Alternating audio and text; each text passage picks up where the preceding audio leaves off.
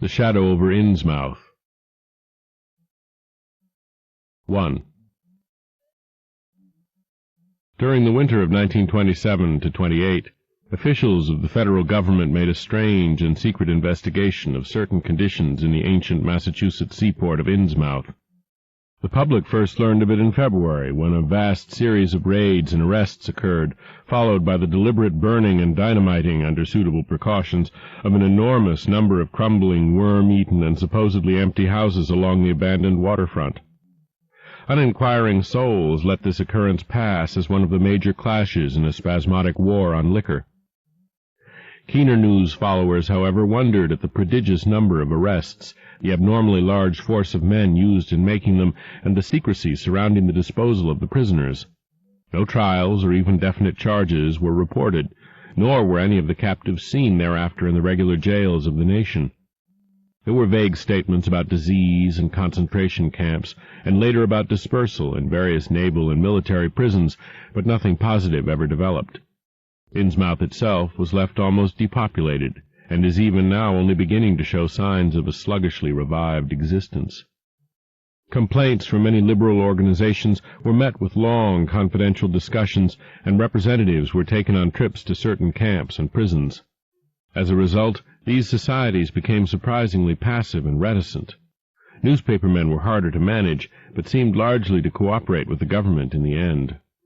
Only one paper, a tabloid always discounted because of its wild policy, mentioned the deep-diving submarine that discharged torpedoes downward in the marine abyss just beyond Devil Reef. That item, gathered by chance in a haunt of sailors, seemed indeed rather far-fetched, since the low, black reef lies a full mile and a half out from Innsmouth harbor. People around the country and in the nearby towns muttered a great deal among themselves, but said very little to the outer world. They had talked about dying and half-deserted Innsmouth for nearly a century, and nothing new could be wilder or more hideous than what they had whispered and hinted years before. Many things had taught them secretiveness, and there was now no need to exert pressure on them. Besides, they really knew very little. For wide salt marshes, desolate and unpeopled, keep neighbors off from Innsmouth on the landward side. But at last I am going to defy the ban on speech about this thing. Results, I am certain, are so thorough that no public harm save a shock of repulsion could ever accrue from a hinting of what was found by those horrified raiders at Innsmouth. Besides, what was found might possibly have more than one explanation. I do not know just how much of the whole tale has been told even to me, and I have many reasons for not wishing to probe deeper, for my contact with this affair has been closer than that of any other layman, and I have carried away impressions which are yet to drive me to drastic measures. It was I who fled frantically out of Innsmouth in the early morning hours of July 16, 1927, and whose frightened appeals for government inquiry and action brought on the whole reported episode. I was willing enough to stay mute while the affair was fresh and uncertain, but now that it is an old story, with public interest and curiosity gone, I have an odd craving to whisper about those few frightful hours in that ill-rumored and evilly shadowed seaport of death and blasphemous abnormality. The mere telling helps me to restore confidence in my own faculties, to reassure myself that I was not simply the first to succumb to a contagious nightmare hallucination. It helps me, too, in making up my mind regarding a certain terrible step which lies ahead of me. I never heard of Innsmouth till the day before I saw it for the first and, so far, last time. I was celebrating my coming of age by a tour of New England, sightseeing, antiquarian and genealogical, and had planned to go directly from ancient Newburyport to Arkham, whence my mother's family was derived. I had no car, but was traveling by train, trolley, and motor coach, always seeking the cheapest possible route. In Newburyport they told me that the steam train was the thing to take to Arkham, and it was only at the station ticket office, when I demurred at the high fare, that I learned about Innsmouth. The stout, shrewd-faced agent, whose speech showed him to be no local man, seemed sympathetic toward my efforts at economy, and made a suggestion that none of my other informants had offered. "You could take that old bus, I suppose," he said with a certain hesitation, "but it ain't thought much of hereabouts. It goes through Innsmouth, you may have heard about that, and so the people don't like it. Run by an Innsmouth fellow, Joe Sargent, but never gets any custom from here, or Arkham either, I guess." Wonder it keeps running at all. I suppose it's cheap enough, but never see more 'n 2 or 3 people in it. Nobody but those Innsmouth folks. Leaves the square, front of Hammond's drugstore, at 10 a.m. and 7 p.m., unless they've changed it lately. Looks like a terrible rattletrap. I've never been on it. That was the first I ever heard of shadowed Innsmouth. Any reference to a town not shown on common maps or listed in recent guidebooks would have interested me, and the agent's odd manner of allusion roused something like real curiosity. A town able to inspire such dislike in its neighbors, I thought, must be at least rather unusual and worthy of a tourist's attention. If it came before Arkham, I would stop off there, and so I asked the agent to tell me something about it. He was very deliberate and spoke with an air of feeling slightly superior to what he said. Innsmouth. Well, it's a queer kind of a town down at the mouth of the Monuxet. Used to be almost a city, quite a port before the War of 1812, but all gone to pieces in the last 100 years or so. No railroad now. B&M never went through, and the branch line from Rowley was given up years ago. More empty houses than there are people, I guess, and no business to speak of except fishing and lobstering. Everybody trades, mostly here or in Arkham or Ipswich. Once they had quite a few mills, but nothing's left now except one gold refinery, running on the leanest kind of part-time. That refinery, though, used to be a big thing. An old man Marsh who owns it must be richer than Croesus. Queer old duck, though, and sticks mighty close in his home. He's supposed to have developed some skin disease or deformity late in life that makes him keep out of sight. Grandson of Captain Obed Marsh, who founded the business. His mother seems to have been some kind of foreigner, they say a South Sea Islander, so everybody raised Cain when he married an Ipswich girl 50 years ago. They always do that about Innsmouth people, and folks here and hereabouts always try to cover up any Innsmouth blood they have in 'em. But Marsh's children and grandchildren look just like anyone else so far as I can see. I've had 'em pointed out to me here, though, come to think of it, the elder children don't seem to be around lately. Never saw the old man. And why is everybody so down on Innsmouth? Well, young fellow, you mustn't take too much stock in what people around here say. They're hard to get started, but once they do get started, they never let up. They've been telling things about Innsmouth, whispering 'em mostly, for the last 100 years, I guess, and I gather they're more scared than anything else. Some of the stories would make you laugh, about old Captain Marsh driving bargains with the devil and bringing imps out of hell to live in Innsmouth, or about some kind of devil worship and awful sacrifices in some place near the wharves that people stumbled on around 1845 or thereabouts. But I come from Panton, Vermont, and that kind of story don't go down with me. You ought to hear, though, what some of the old-timers tell about the Black Reef off the coast. Devil Reef, they call it. It's well above water a good part of the time, and never much below it, but at that you could hardly call it an island. The story is that there's a whole legion of devils seen sometimes on that reef, sprawled about or darting in and out of some kind of caves near the top. It's a rugged, uneven thing, a good bit over a mile out, and toward the end of shipping days sailors used to make big detours just to avoid it. That is, sailors that didn't hail from Innsmouth. One of the things they had against old Captain Marsh was that he was supposed to land on it sometimes at night when the tide was right.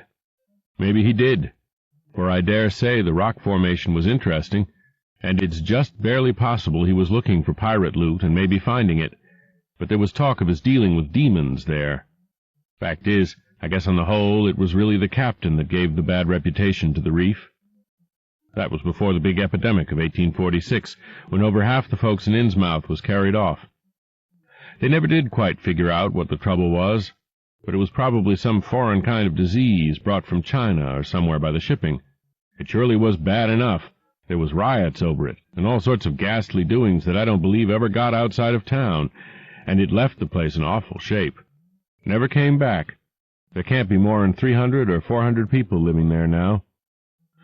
But the real thing behind the way folks feel is simply race prejudice, and I don't say I'm blaming those that hold it. I hate those Innsmouth folks myself, and I wouldn't care to go to their town. I suppose you know, though I can see you're a Westerner by your talk, what a lot our New England ships used to have to do with queer ports in Africa, Asia, the South Seas, and everywhere else, and what queer kinds of people they sometimes brought back with them.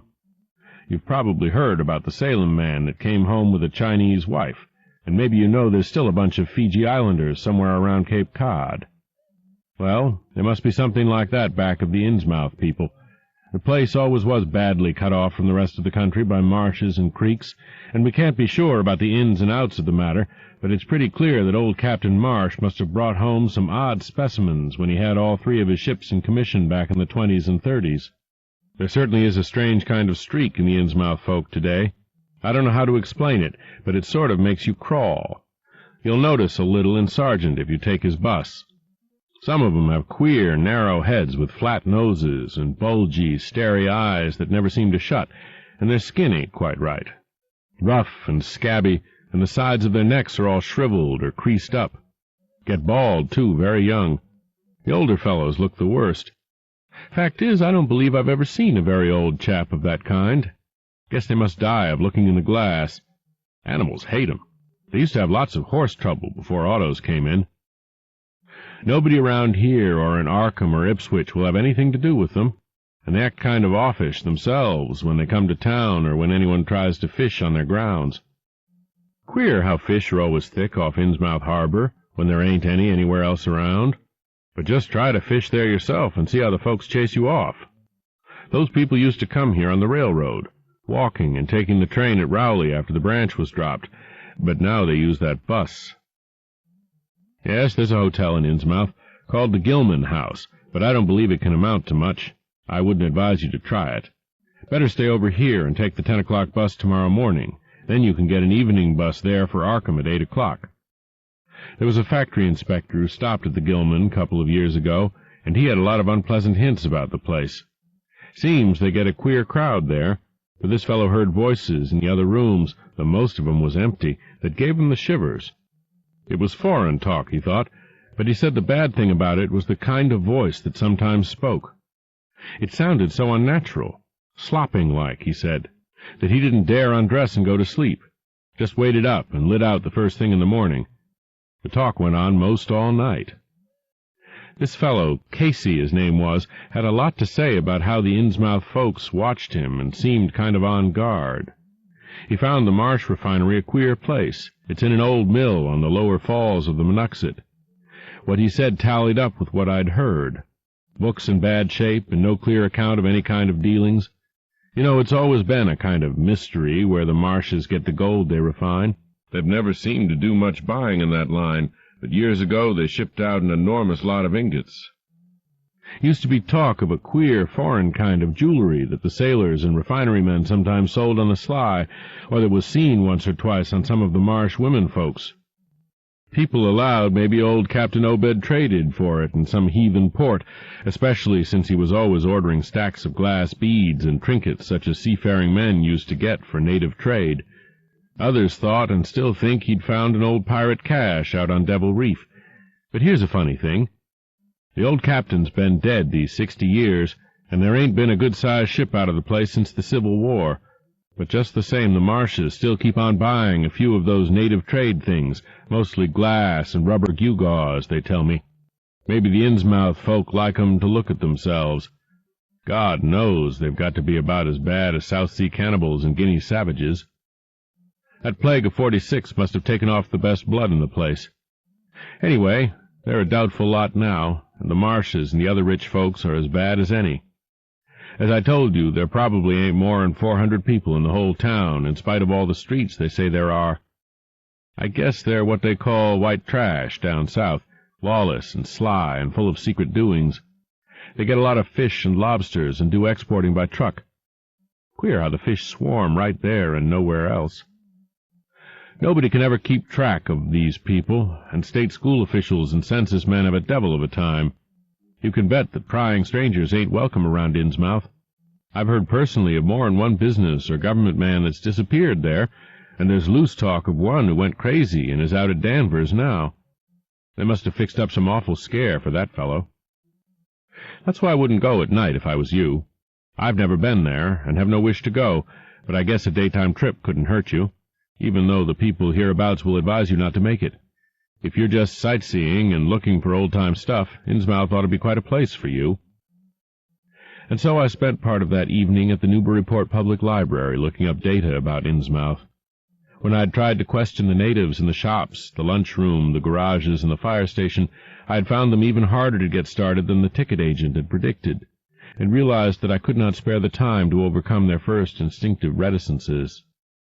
They had a kind of obscure suspiciousness, as if there were something amiss with anyone too much interested in Innsmouth.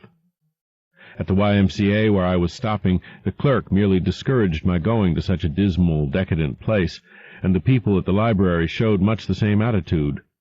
Clearly, in the eyes of the educated, Innsmouth was merely an exaggerated case of civic degeneration. The Essex County histories on the library shelves had very little to say, except that the town was founded in 1643, noted for shipbuilding before the Revolution, a seat of great marine prosperity in the early 19th century, and later a minor factory center using the Monoxide as power. The epidemic and riots of 1846 were very sparsely treated, as if they formed a discredit to the county. References to decline were few, though the significance of the later record was unmistakable. After the Civil War, all industrial life was confined to the Marsh Refining Company, and the marketing of gold ingots formed the only remaining bit of major commerce aside from the eternal fishing. That fishing paid less and less as the price of the commodity fell and large-scale corporations offered competition. But there was never a dearth of fish around Innsmouth harbor. Foreigners seldom settled there, and there was some discreetly veiled evidence that a number of Poles and Portuguese who had tried it had been scattered in a peculiarly drastic fashion. Most interesting of all was a glancing reference to the strange jewelry vaguely associated with Innsmouth. It had evidently impressed the whole countryside more than a little, for mention was made of specimens in the Museum of Miskatonic University at Arkham, and in the display room of the Newburyport Historical Society. The fragmentary descriptions of these things were bald and prosaic, but they hinted to me an undercurrent of persistent strangeness. Something about them seemed so odd and provocative that I could not put them out of my mind, and despite the relative lateness of the hour, I resolved to see the local sample, said to be a large, queerly proportioned thing evidently meant for a tiara, if it could possibly be arranged. The librarian gave me a note of introduction to the curator of the society, a Miss Anna Tilton, who lived nearby, and after a brief explanation, that ancient gentlewoman was kind enough to pilot me into the closed building, since the hour was not outrageously late. The collection was a notable one indeed, but in my present mood I had eyes for nothing but the bizarre object, which glistened in a corner cupboard under the electric lights. It took no excessive sensitiveness to beauty to make me literally gasp at the strange, unearthly splendor of the alien, opulent fantasy that rested there on a purple velvet cushion. Even now I can hardly describe what I saw, though it was clearly enough a sort of tiara, as the description had said. It was tall in front, and with a very large and curiously irregular periphery, as if designed for a head of almost freakishly elliptical outline. The material seemed to be predominantly gold, though a weird, lighter lustrousness hinted at some strange alloy with an equally beautiful and scarcely identifiable metal. Its condition was almost perfect, and one could have spent hours in studying the striking and puzzlingly untraditional designs, some simply geometrical and some plainly marine, chased or molded in high relief on its surface with a craftsmanship of incredible skill and grace. The longer I looked, the more the thing fascinated me, and in this fascination there was a curiously disturbing element hardly to be classified or accounted for. At first I decided that it was the queer, otherworldly quality of the art which made me uneasy. All other art objects I had ever seen either belonged to some known racial or national stream, or else were consciously modernistic defiances of every recognized stream. This tiara was neither. It clearly belonged to some settled technique of infinite maturity and perfection, yet that technique was utterly remote from any, Eastern or Western, ancient or modern, which I had ever heard of or seen exemplified. It was as if the workmanship were that of another planet. However, I soon saw that my uneasiness had a second and perhaps equally potent source residing in the pictorial and mathematical suggestions of the strange designs. The patterns all hinted of remote secrets and unimaginable abysses in time and space, and the monotonously aquatic nature of the reliefs became almost sinister. Among these reliefs were fabulous monsters of abhorrent grotesqueness and malignity, half ichthyaic and half batrachian in suggestion, which one could not dissociate from a certain haunting and uncomfortable sense of pseudo-memory, as if they called up some image from deep cells and tissues whose retentive functions are wholly primal and awesomely ancestral. At times I fancied that every contour of these blasphemous fish-frogs was overflowing with the ultimate quintessence of unknown and inhuman evil. In odd contrast to the tiara's aspect was its brief and prosy history as related by Miss Tilton. It had been pawned for a ridiculous sum at a shop in State Street in 1873 by a drunken Innsmouth man shortly afterward killed in a brawl. The Society had acquired it directly from the pawnbroker, at once giving it a display worthy of its quality. It was labeled as of probable East Indian or Indo-Chinese provenance, though the attribution was frankly tentative. Miss Tilton, comparing all possible hypotheses regarding its origin and its presence in New England, was inclined to believe that it formed part of some exotic pirate horde discovered by old Captain Obed Marsh.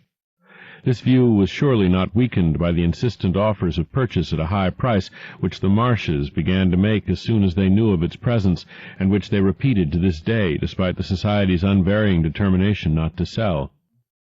As the good lady showed me out of the building, she made it clear that the pirate theory of the Marsh fortune was a popular one among the intelligent people of the region.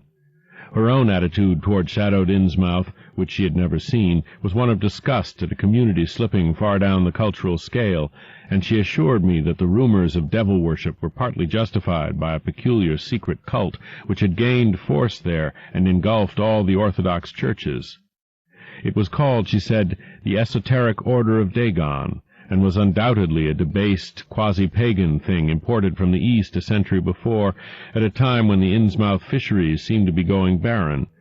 Its persistence among a simple people was quite natural in view of the sudden and permanent return of abundantly fine fishing, and it soon came to be the greatest influence on the town, replacing Freemasonry altogether and taking up headquarters in the old Masonic Hall on New Church Green.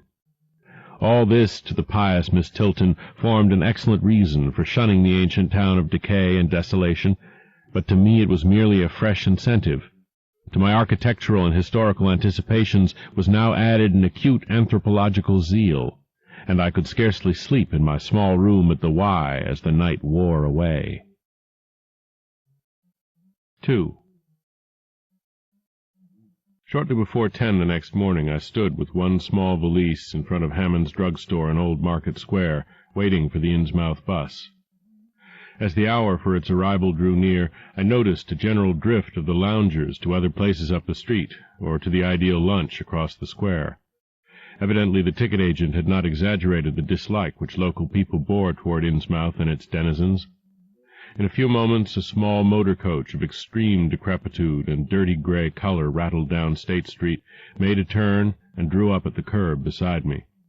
I felt immediately that it was the right one, a guess which the half-illegible sign on the windshield, Arkham, Innsmouth, Newport, soon verified.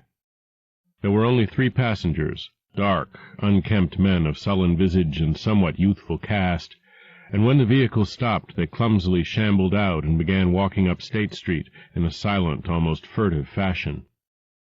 The driver also alighted, and I watched him as he went into the drugstore to make some purchase.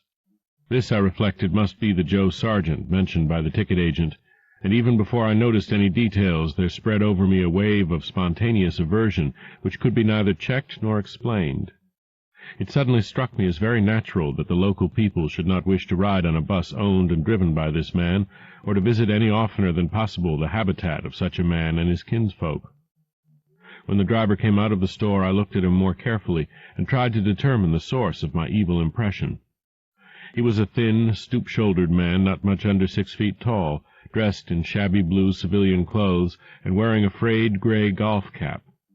His age was perhaps 35, but the odd, deep creases in the side of his neck made him seem older when one did not study his dull, expressionless face.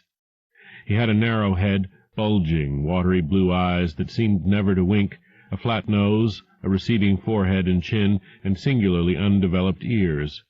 His long, thick lip and coarse-pored grayish cheeks seemed almost beardless, except for some sparse yellow hairs that straggled and curled in irregular patches, and in places the surface seemed queerly irregular, as if peeling from some cutaneous disease. His hands were large and heavily veined, and had a very unusual grayish-blue tinge. The fingers were strikingly short in proportion to the rest of the structure, and seemed to have a tendency to curl closely into the huge palm. As he walked toward the bus, I observed his peculiarly shambling gait, and saw that his feet were inordinately immense. The more I studied them, the more I wondered how he could buy any shoes to fit them. A certain greasiness about the fellow increased my dislike. He was evidently given to working or lounging around the fish docks, and carried with him much of their characteristic smell. Just what foreign blood was in him I could not even guess. His oddities certainly did not look Asiatic, Polynesian, Levantine, or Negroid, yet I could see why the people found him alien. I myself would have thought of biological degeneration rather than alienage. I was sorry when I saw that there would be no other passengers on the bus. Somehow I did not like the idea of riding alone with this driver. But as leaving time obviously approached, I conquered my qualms and followed the man aboard, extending him a $1 bill and murmuring the single word, Innsmouth. He looked curiously at me for a second as he returned 40 cents change without speaking. I took a seat far behind him, but on the same side of the bus, since I wished to watch the shore during the journey. At length the decrepit vehicle started with a jerk, and rattled noisily past the old brick buildings of State Street amidst a cloud of vapor from the exhaust. Glancing at the people on the sidewalks, I thought I detected in them a curious wish to avoid looking at the bus, or at least a wish to avoid seeming to look at it. Then we turned to the left into High Street, where the going was smoother, flying by stately old mansions of the early Republic and still older colonial farmhouses, passing the Lower Green and Parker River, and finally emerging into a long, monotonous stretch of open shore country. The day was warm and sunny, but the landscape of sand, sedge-grass, and stunted shrubbery became more and more desolate as we proceeded. Out the window I could see the blue water and the sandy line of Plum Island, and we presently drew very near the beach as our narrow road veered off from the main highway to Rowley and Ipswich. There were no visible houses, and I could tell by the state of the road that traffic was very light hereabouts. The small, weather-worn telephone poles carried only 2 wires. Now and then we crossed crude wooden bridges over tidal creeks that wound far inland and promoted the general isolation of the region. Once in a while I noticed dead stumps and crumbling foundation walls above the drifting sand, and recalled the old tradition quoted in one of the histories I had read, that this was once a fertile and thickly settled countryside. The change, it was said, came simultaneously with the Innsmouth epidemic of 1846, and was thought by simple folk to have a dark connection with hidden forces of evil. Actually, it was caused by the unwise cutting of woodlands near the shore, which robbed the soil of its best protection and opened the way for waves of wind-blown sand. At last we lost sight of Plum Island and saw the vast expanse of the open Atlantic on our left. Our narrow course began to climb steeply, and I felt a singular sense of disquiet in looking at the lonely crest ahead where the rutted roadway met the sky. It was as if the bus were about to keep on in its ascent, leaving the sane earth altogether and merging with the unknown arcana of upper air and cryptical sky. The smell of the sea took on ominous implications, and the silent driver's bent, rigid back and narrow head became more and more hateful. As I looked at him, I saw that the back of his head was almost as hairless as his face, having only a few straggling yellow strands upon a gray, scabrous surface. Then we reached the crest and beheld the outspread valley beyond, where the Monoxet joins the sea just north of the long line of cliffs that culminate in Kingsport Head and veer off toward Cape Ann. On the far, misty horizon I could just make out the dizzy profile of the head, topped by the queer ancient house of which so many legends are told, but for the moment all my attention was captured by the nearer panorama just below me. I had, I realized, come face to face with rumor-shadowed Innsmouth. It was a town of wide extent and dense construction, yet one with a portentous dearth of visible life. From the tangle of chimney-pots scarcely a wisp of smoke came, and the 3 tall steeples loomed stark and unpainted against the seaward horizon. One of them was crumbling down at the top, and in that and another there were only black gaping holes where clock dials should have been. The vast huddle of sagging gambrel roofs and peaked gables conveyed with offensive clearness the idea of wormy decay, and as we approached along the now descending road I could see that many roofs had wholly caved in. There were some large, square Georgian houses, too, with hipped roofs, cupolas, and railed widows' walks. These were mostly well back from the water, and one or two seemed to be in moderately sound condition. Stretching inland from among them, I saw the rusted, grass-grown line of the abandoned railway, with leaning telegraph poles now devoid of wires, and the half-obscured lines of the old carriage roads to Rowley and Ipswich. The decay was worst close to the waterfront, though in its very midst I could spy the white belfry of a fairly well-preserved brick structure which looked like a small factory. The harbour, long clogged with sand, was enclosed by an ancient stone breakwater, on which I could begin to discern the minute forms of a few seated fishermen, and at whose end were what looked like the foundations of a bygone lighthouse. A sandy tongue had formed inside this barrier, and upon it I saw a few decrepit cabins, moored dories, and scattered lobster pots. The only deep water seemed to be where the river poured out past the belfried structure and turned southward to join the ocean at the breakwater's end. End of Side 8. Change side selector switch. This book is continued on the next cassette. Side 9. Tales of H.P. Lovecraft by H.P. Lovecraft. Continuing with The Shadow over Innsmouth on page 233.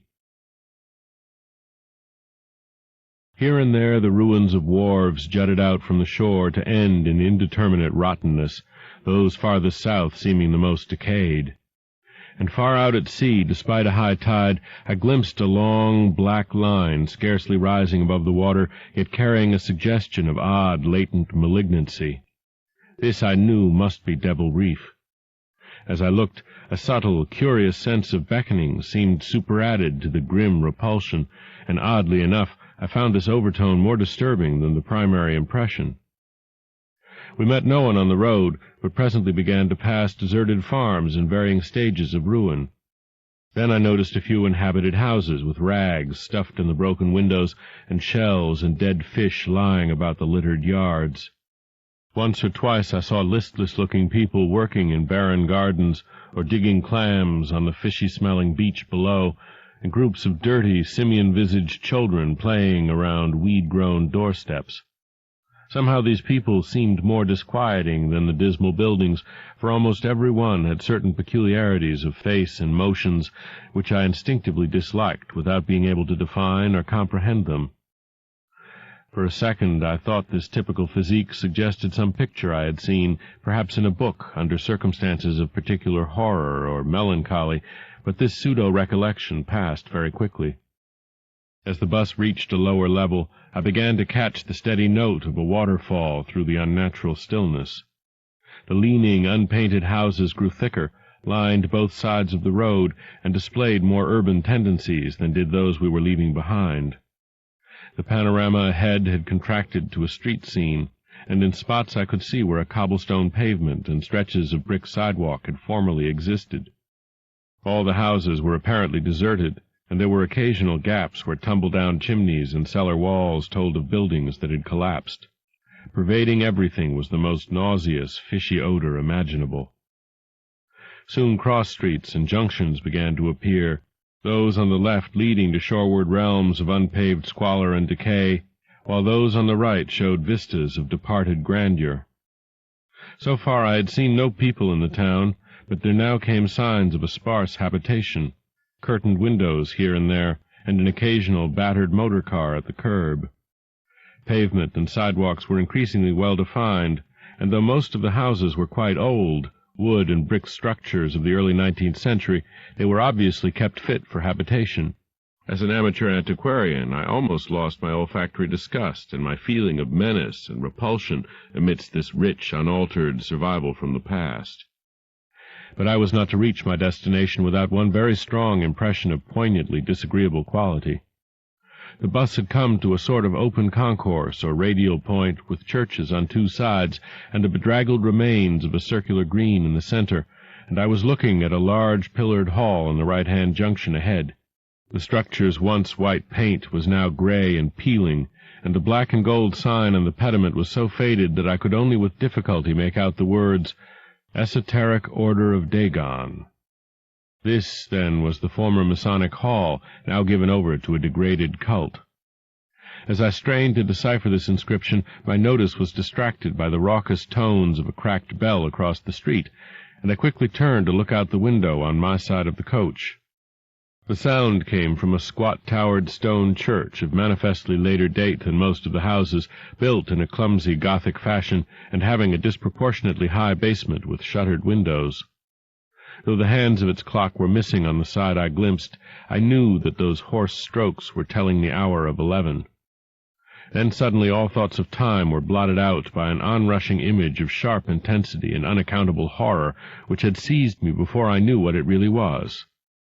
The door of the church basement was open, revealing a rectangle of blackness inside, and as I looked, a certain object crossed, or seemed to cross, that dark rectangle, burning into my brain the momentary conception of nightmare, which was all the more maddening because analysis could not show a single nightmarish quality about it.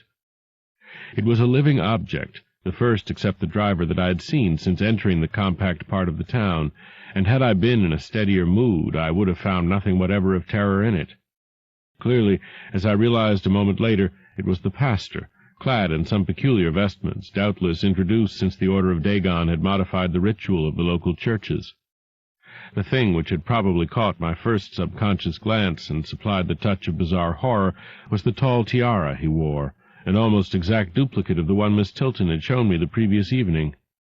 This, acting on my imagination, had supplied namelessly sinister qualities to the indeterminate face and robed, shambling form beneath it. There was not, I soon decided, any reason why I should have felt that shuddering touch of evil pseudo-memory. Was it not natural that a local mystery cult should adopt among its regimentals an unique type of headdress made familiar to the community in some strange way, perhaps as treasure trove? A very thin sprinkling of repellent-looking youngish people now became visible on the sidewalks, lone individuals and silent knots of 2 or 3. The lower floors of the crumbling houses sometimes harbored small shops with dingy signs, and I noticed a parked truck or two as we rattled along. The sound of waterfalls became more and more distinct, and presently I saw a fairly deep river gorge ahead, spanned by a wide, iron-railed highway bridge, beyond which a large square opened out. As we clanked over the bridge, I looked out on both sides and observed some factory buildings on the edge of the grassy bluff or part way down. The water far below was very abundant, and I could see 2 vigorous sets of falls upstream on my right and at least one downstream on my left. From this point the noise was quite deafening.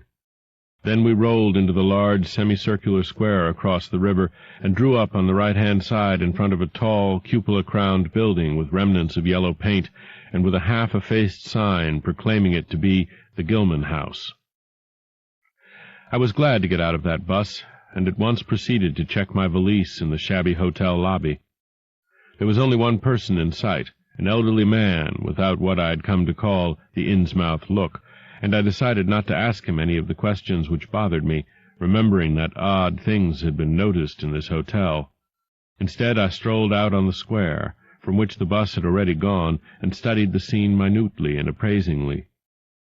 One side of the cobble-stoned open space was the straight line of the river.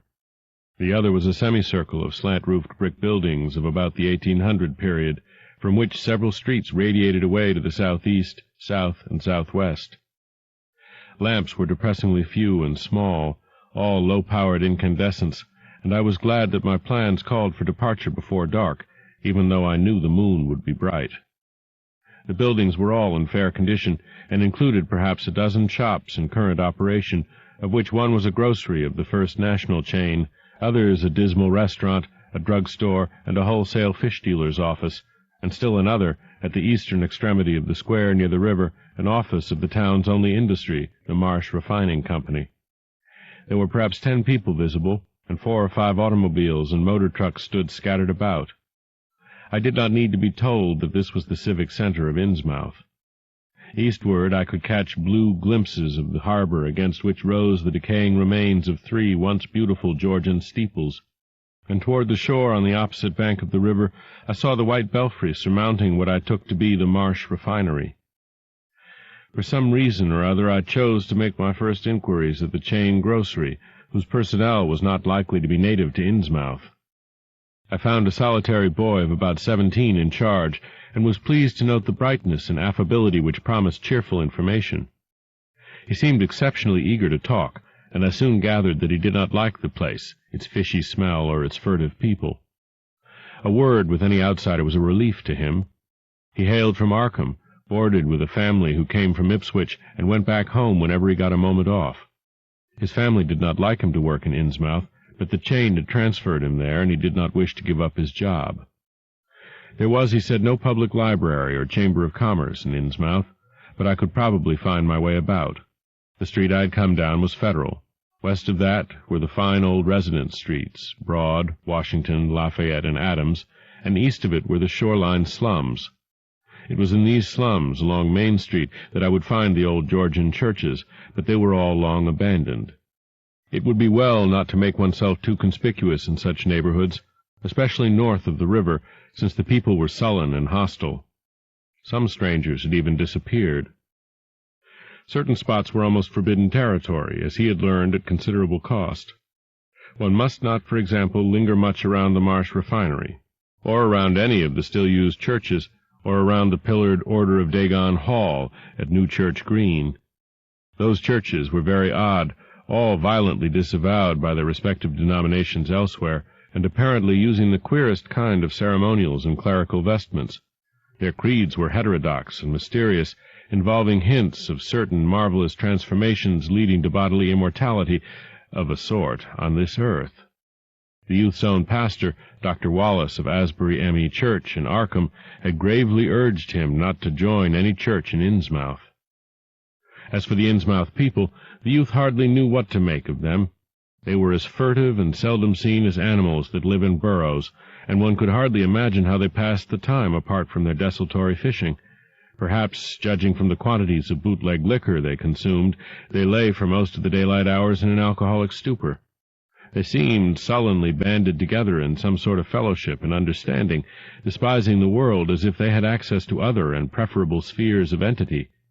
Their appearance, especially those staring, unwinking eyes which one never saw shut, was certainly shocking enough, and their voices were disgusting. It was awful to hear them chanting in their churches at night, and especially during their main festivals or revivals, which fell twice a year, on April 30th and October 31st. They were very fond of the water, and swam a great deal in both river and harbor. Swimming races out to Devil Reef were very common, and everyone in sight seemed well able to share in this arduous sport. When one came to think of it, it was generally only rather young people who were seen about in public, and of these the oldest were apt to be the most tainted-looking. When exceptions did occur, they were mostly persons with no trace of aberrancy, like the old clerk at the hotel. One wondered what became of the bulk of the older folk, and whether the Innsmouth look were not a strange and insidious disease phenomenon which increased its hold as years advanced. Only a very rare affliction, of course, could bring about such vast and radical anatomical changes in a single individual after maturity, changes involving osseous factors as basic as the shape of the skull. But then even this aspect was no more baffling and unheard of than the visible features of the malady as a whole. It would be hard, the youth implied, to form any real conclusions regarding such a matter, since one never came to know the natives personally, no matter how long one might live in Innsmouth. The youth was certain that many specimens even worse than the worst visible ones were kept locked indoors in some places. People sometimes heard the queerest kind of sounds. The tottering waterfront hovels north of the river were reputedly connected by hidden tunnels, being thus a veritable warren of unseen abnormalities. What kind of foreign blood, if any, these beings had, it was impossible to tell. They sometimes kept certain especially repulsive characters out of sight when government agents and others from the outside world came to town. It would be of no use, my informant said, to ask the natives anything about the place. The only one who would talk was a very aged but normal-looking man who lived at the poorhouse on the north rim of the town and spent his time walking about or lounging around the fire station.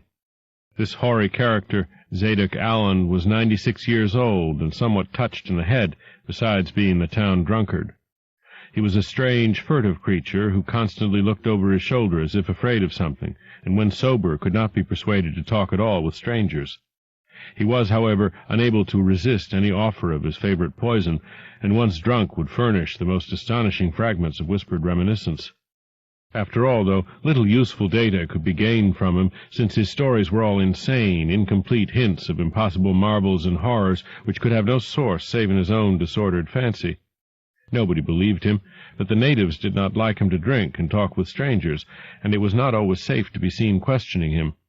It was probably from him that some of the wildest popular whispers and delusions were derived. Several non-native residents had reported monstrous glimpses from time to time, but between old Zadok's tales and the malformed denizens, it was no wonder such illusions were current. None of the non-natives ever stayed out late at night, there being a widespread impression that it was not wise to do so.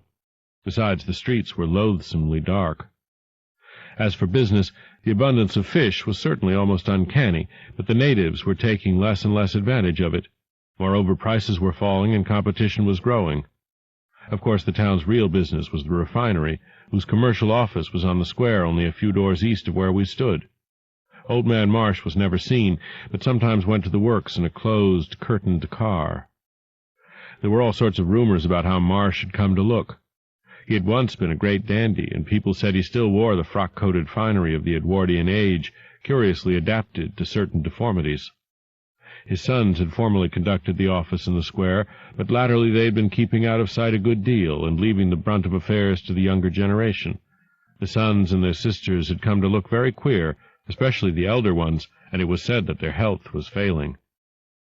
One of the Marsh daughters was a repellent, reptilian-looking woman who wore an excess of weird jewelry, clearly of the same exotic tradition as that to which the strange tiara belonged. My informant had noticed it many times, and had heard it spoken of as coming from some secret horde, either of pirates or of demons. The clergymen, or priests, or whatever they were called nowadays, also wore this kind of ornament as a headdress, but one seldom caught glimpses of them. Other specimens the youth had not seen, though many were rumored to exist around Innsmouth. The Marshes, together with the other 3 gently bred families of the town, the Waits, the Gilmans, and the Elliots, were all very retiring. They lived in immense houses along Washington Street, and several were reputed to harbor in concealment certain living kinsfolk whose personal aspect forbade public view, and whose deaths had been reported and recorded. Warning me that many of the street signs were down, the youth drew for my benefit a rough but ample and painstaking sketch map of the town's salient features. After a moment's study, I felt sure that it would be of great help, and pocketed it with profuse thanks. Disliking the dinginess of the single restaurant I had seen, I bought a fair supply of cheese crackers and ginger wafers to serve as a lunch later on. My program, I decided, would be to thread the principal streets, talk with any non-natives I might encounter, and catch the 8 o'clock coach for Arkham. The town, I could see, formed a significant and exaggerated example of communal decay, but being no sociologist, I would limit my serious observations to the field of architecture. Thus I began my systematic, though half-bewildered tour of Innsmouth's narrow, shadow-blighted ways. Crossing the bridge and turning toward the roar of the lower falls, I passed close to the Marsh refinery, which seemed oddly free from the noise of industry. This building stood on the steep river bluff near a bridge and an open confluence of streets which I took to be the earliest civic center, displaced after the Revolution by the present town square. Recrossing the gorge on the Main Street bridge, I struck a region of utter desertion which somehow made me shudder. Collapsing huddles of gambrel roofs formed a jagged and fantastic skyline, above which rose the ghoulish, decapitated steeple of an ancient church. Some houses along Main Street were tenanted, but most were tightly boarded up.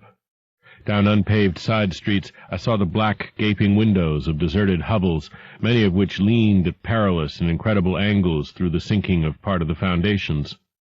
Those windows stared so spectrally that it took courage to turn eastward toward the waterfront. Certainly the terror of a deserted house swells in geometrical rather than arithmetical progression as houses multiply to form a city of stark desolation.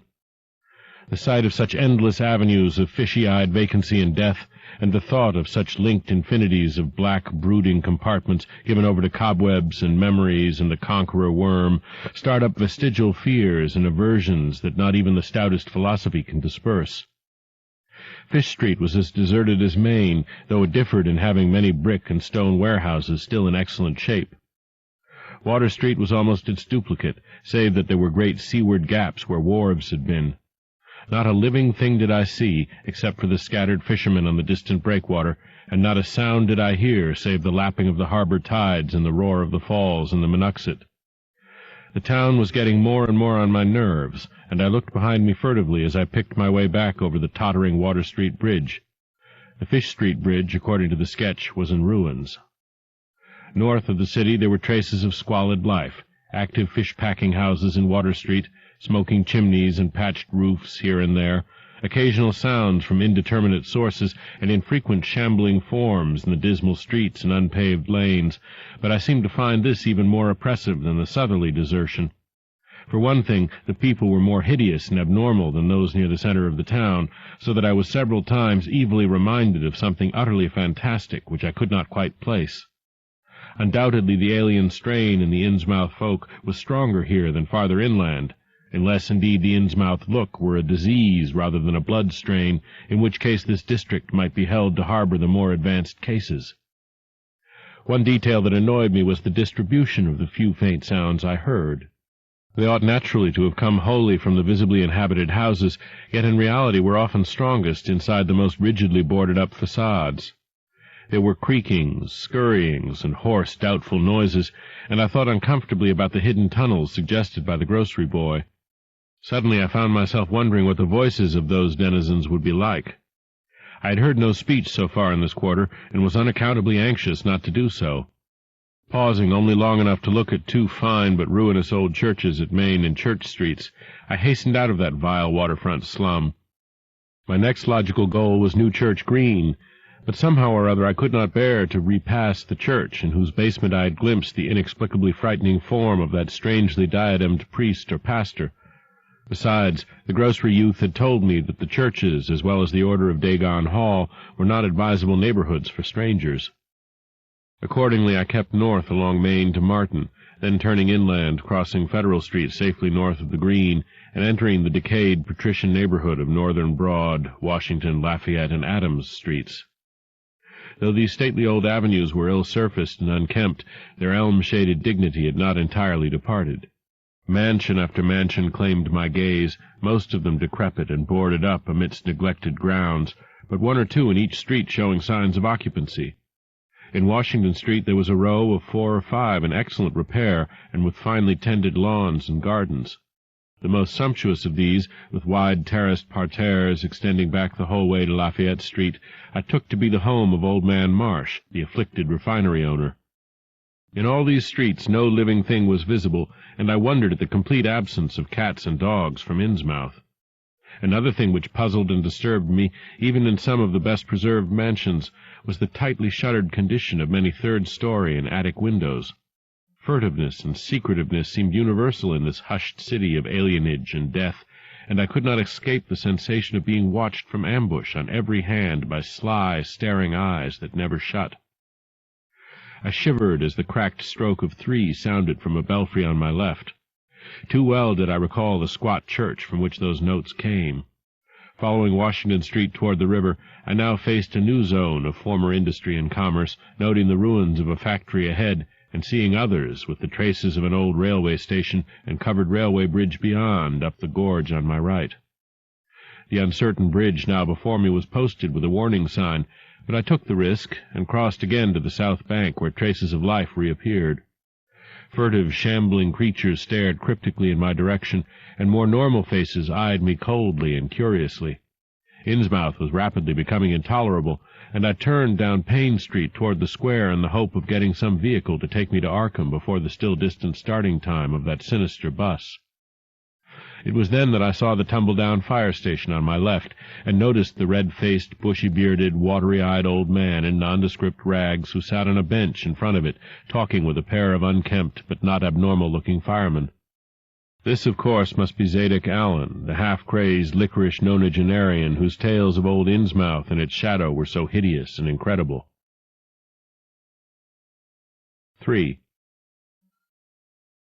It must have been some imp of the perverse, or some sardonic pull from dark, hidden sources, which made me change my plans as I did.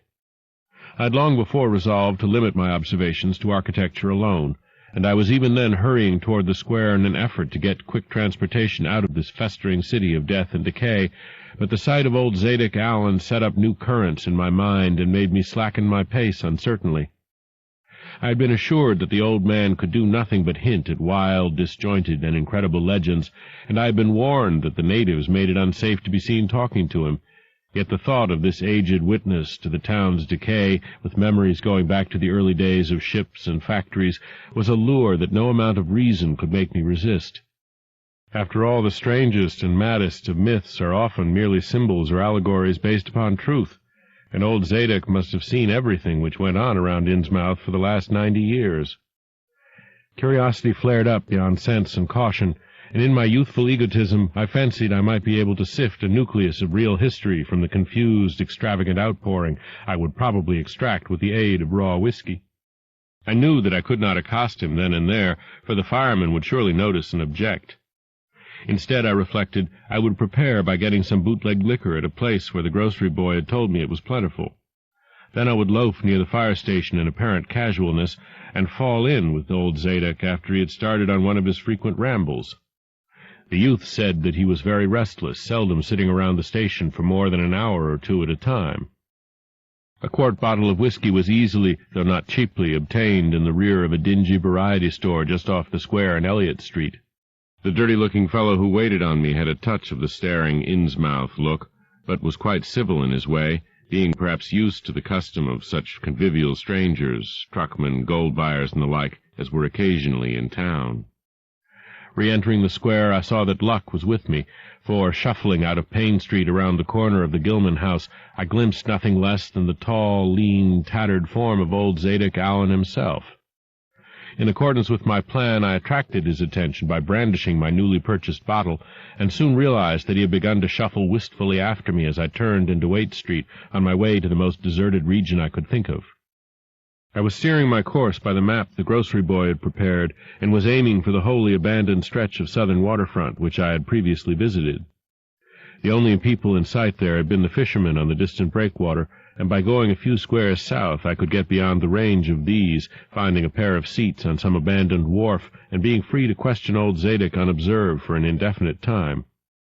Before I reached Main Street I could hear a faint and wheezy, "Hey, mister," behind me, and I presently allowed the old man to catch up and take copious pulls from the quart bottle. I began putting out feelers as we walked along to Water Street and turned southward amidst the omnipresent desolation and crazily tilted ruins, but found that the aged tongue did not loosen as quickly as I had expected. At length I saw a grass-grown opening toward the sea between crumbling brick walls, with the weedy length of an earth and masonry wharf projecting beyond. Piles of moss-covered stones near the water promised tolerable seats, and the scene was sheltered from all possible view by a ruined warehouse on the north. Here I thought was the ideal place for a long, secret colloquy, so I guided my companion down the lane and picked out spots to sit in among the mossy stones. The air of death and desertion was ghoulish, and the smell of fish almost insufferable, but I was resolved to let nothing deter me. About 4 hours remained for conversation if I were to catch the 8 o'clock coach for Arkham, and I began to dole out more liquor to the ancient tippler, meanwhile eating my own frugal lunch. In my donations I was careful not to overshoot the mark, for I did not wish Zadok's vinous garrulousness to pass into a stupor. After an hour his furtive taciturnity showed signs of disappearing, but much to my disappointment he still sidetracked my questions about Innsmouth and its shadow-haunted past. He would babble of current topics, revealing a wide acquaintance with newspapers and a great tendency to philosophize in a sententious village fashion. Toward the end of the second hour, I feared my quart of whiskey would not be enough to produce results, and was wondering whether I had better leave old Zadok and go back for more. Just then, however, chance made the opening which my questions had been unable to make, and the wheezing ancient's ramblings took a turn that caused me to lean forward and listen alertly. My back was toward the fishy-smelling sea, but he was facing it, and something or other had caused his wandering gaze to light on the low, distant line of Devil Reef, then showing plainly and almost fascinatingly above the waves. The sight seemed to displease him, for he began a series of weak curses which ended in a confidential whisper and a knowing leer. He bent toward me, took hold of my coat lapel, and hissed out some hints that could not be mistaken. There's where it all begun, that cursed place of all wickedness where the deep waters starts, gate o' hell. Sheer drop down to a bottom no soundin' line can tetch. Old Cap'n Obed done it, him that found out more'n was good for him in the South Sea Islands. Everybody was in a bad way them days. Trade fallin' off, mills losin' business, even the new ones, and the best of our men folks kilt a privateerin' in the War of 1812, or lost with the Elizy brig and the Ranger Snow, both of 'em Gilman venters. Obed Marsh he had 3 ships afloat, brigantine Columby, brig Hetty, and bark Sumatry Queen. He was the only one as kept on with the East Indian Pacific trade, though Esdras Martin's barkentine Malay Pride made a venture as late as 28. Never was nobody like Cap'n Obed, old limb o' Satan. Heh heh. I can mind him a-tellin' about furrin parts, and callin' all the folks stupid for goin' to Christian meetin' and bearin' their burdens meek and lowly. Says they'd orter get better gods like some of the folks in the Injies, gods as 'ud bring 'em good fishin' in return for their sacrifices, and 'ud really answer folks' prayers. Matt Elliott, his fust mate, talked a lot, too, only he was agin folks doin' any heathen things.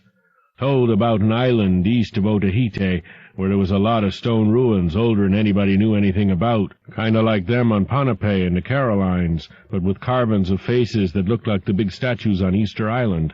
There was a little volcanic island near there, too, where there was other ruins with different carvin's, ruins all wore away like they'd been under the sea once, and with pictures of awful monsters all over 'em.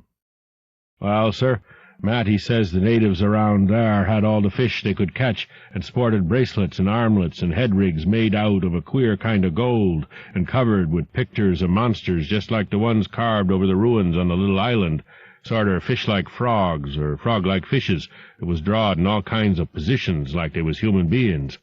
Nobody could get out of them where they got all the stuff, and all the other natives wondered how they managed to find fish in plenty even when the very next islands had lean pickin's.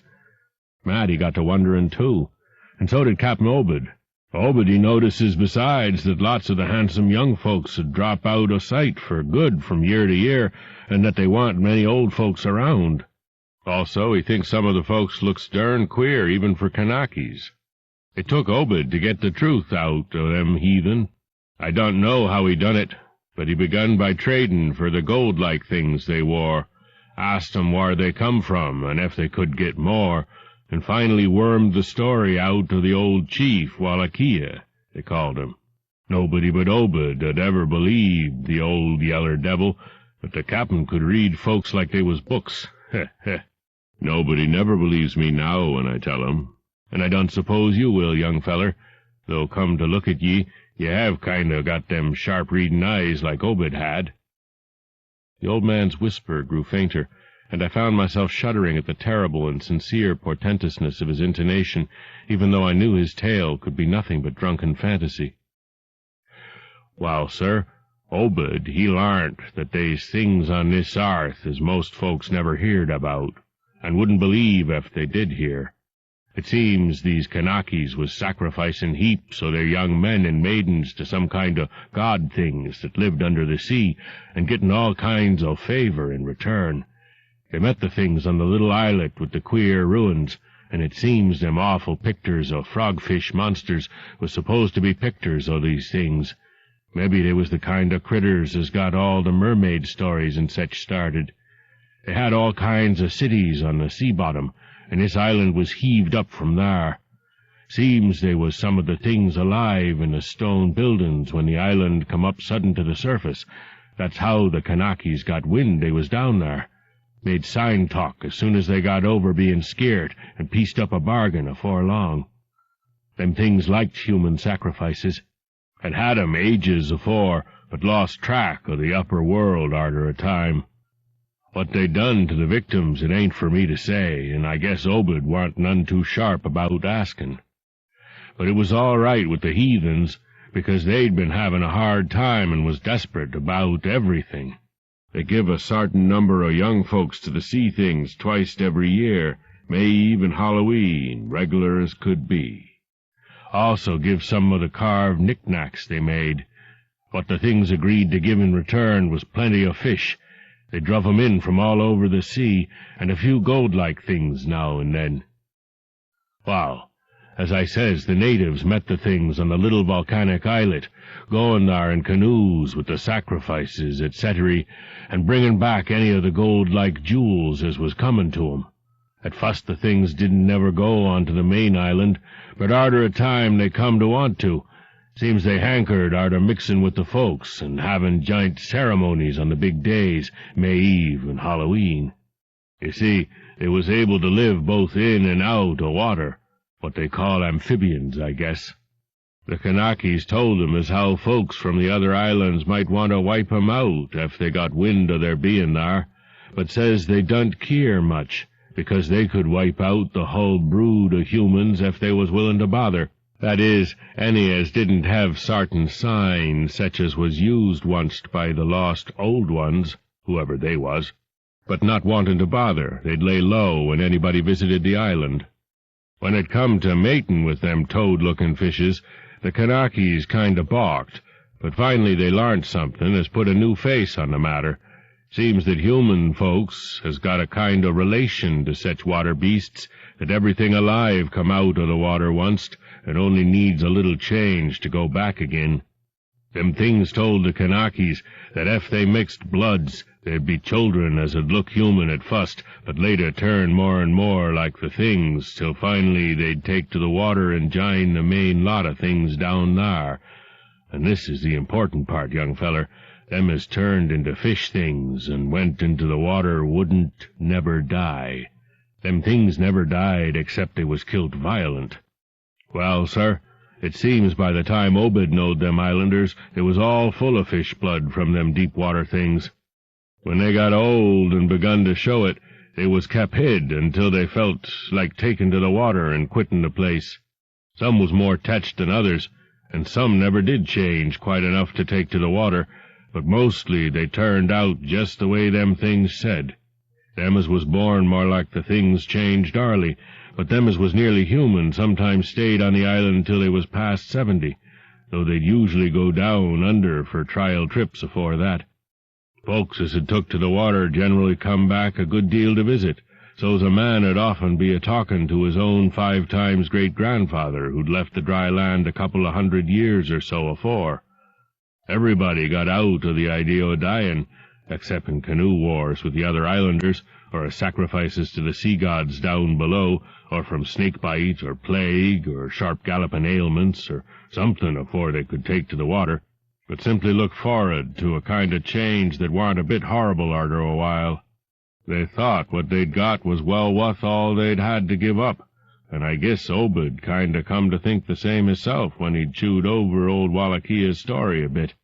Wallachia, though, was one of the few as hadn't got none of the fish blood, being of a royal line that intermarried with royal lines on other islands.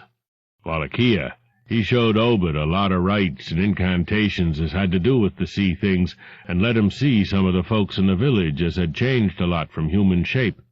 Somehow or other, though, he never would let him see one of the regular things from right out of the water. In the end, he give him a funny kind of thingamajig made out of lead or something, that he said 'ud bring up the fish things from any place in the water where they might be a nest of 'em. The idea was to drop it down with the right kind of prayers and sech. Wallachia allowed as the things was scattered all over the world, so's anybody that looked about could find a nest and bring 'em up if they was wanted. Matt, he didn't like this business at all, and wanted Obed should keep away from the island.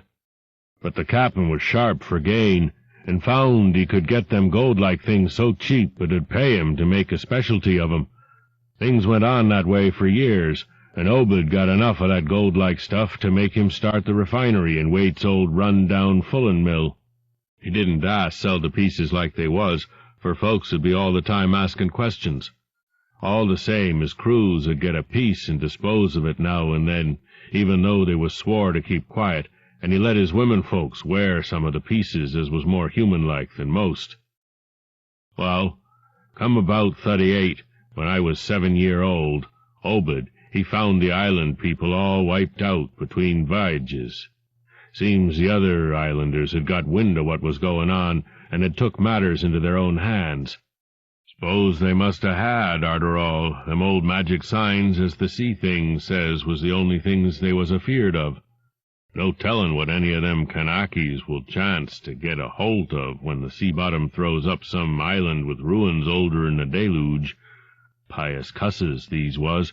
They didn't leave nothin' standin' on either the main island or the little volcanic islet, except what parts of the ruins was too big to knock down. In some places they was little stones strewed about, like charms, with somethin' on 'em like what you call a swastika nowadays. Prob'ly them was the old ones' signs. Folks all wiped out.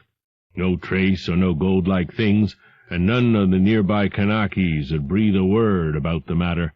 Wouldn't even admit they'd ever been people on that island. That naturally hit Obed pretty hard, seein' as his normal trade was doin' very poor. It hit the whole of Innsmouth, too, because in seafarin' days what profited the master of a ship generally profited the crew proportionate.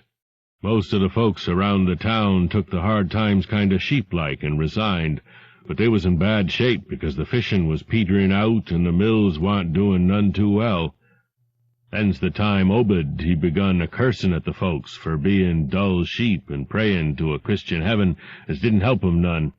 He told 'em he'd knowed of folks as prayed to gods that give somethin' you really need, and says if a good bunch of men 'ud stand by him, he could maybe get a holt o' certain powers as 'ud bring plenty of fish and quite a bit of gold.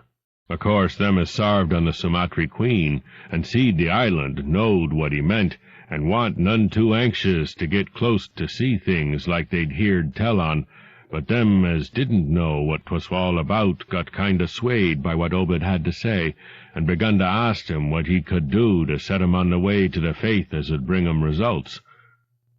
Here the old man faltered, mumbled, and lapsed into a moody and apprehensive silence, glancing nervously over his shoulder, and then turning back to stare fascinatedly at the distant black reef. When I spoke to him he did not answer, so I knew I would have to let him finish the bottle.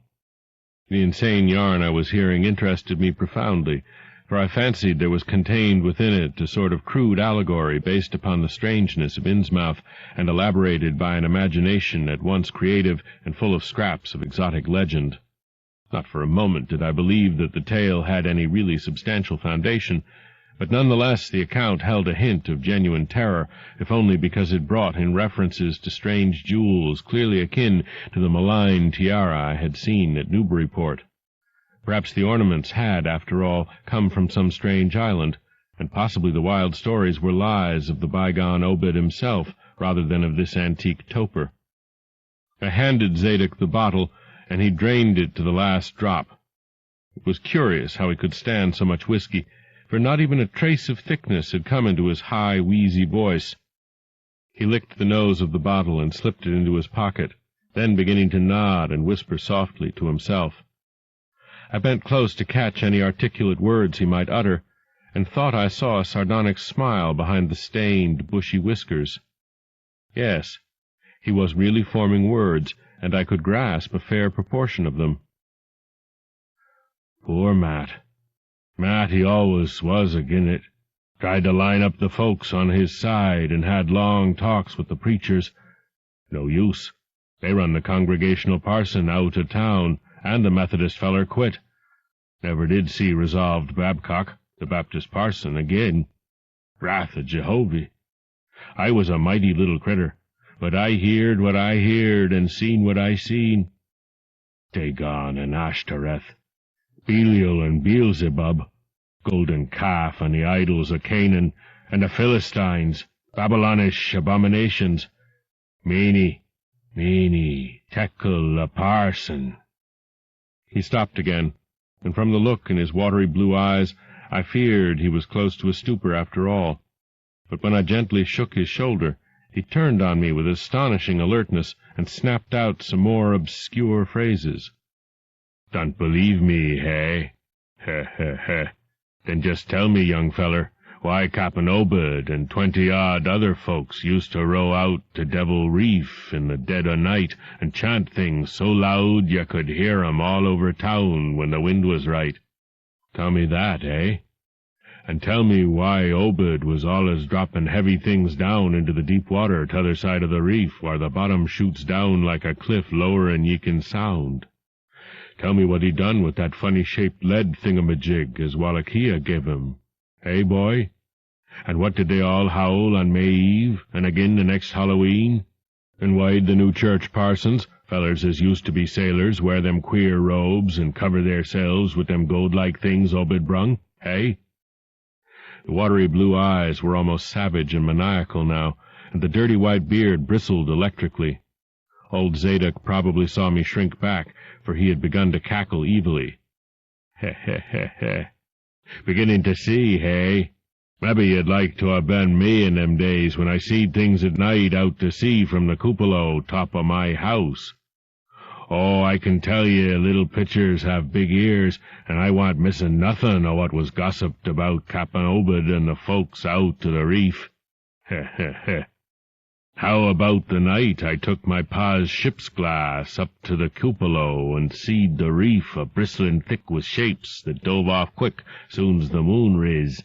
Obed and the folks was in a dory, but them shapes dove off the far side into the deep water and never come up. How'd you like to be a little shaver alone up in a cupola a-watchin' shapes as want human shapes? Hey? Heh, heh, heh, heh. The old man was getting hysterical, and I began to shiver with a nameless alarm.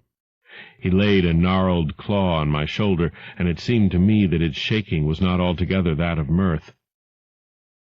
S'pose one night you seed something heavy heaved off'n Obed's dory beyond the reef, and then learned next day a young feller was missin' from home, hey?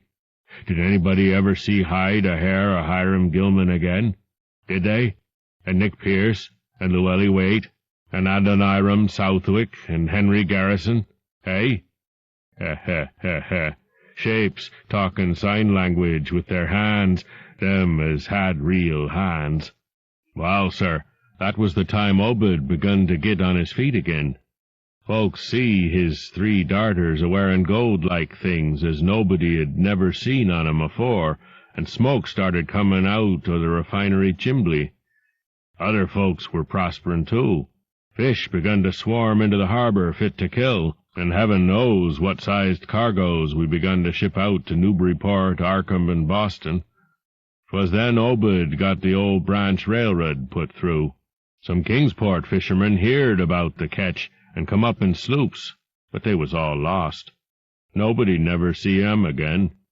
And just then our folks organized the Esoteric Order of Dagon and bought Masonic Hall off'n Calvary Commandery for it. Heh, heh, heh. Matt Elliott was a mason and agin the selling, but he dropped out o' sight just then. Remember, I ain't sayin' Obed was set on havin' things just like they was on that Kanaki Isle. I don't think he aimed at fust to do no mixin', nor raise no young uns to take to the water and turn into fishes with eternal life. He wanted them gold things, and was willin' to pay heavy, and I guess the others was satisfied for a while.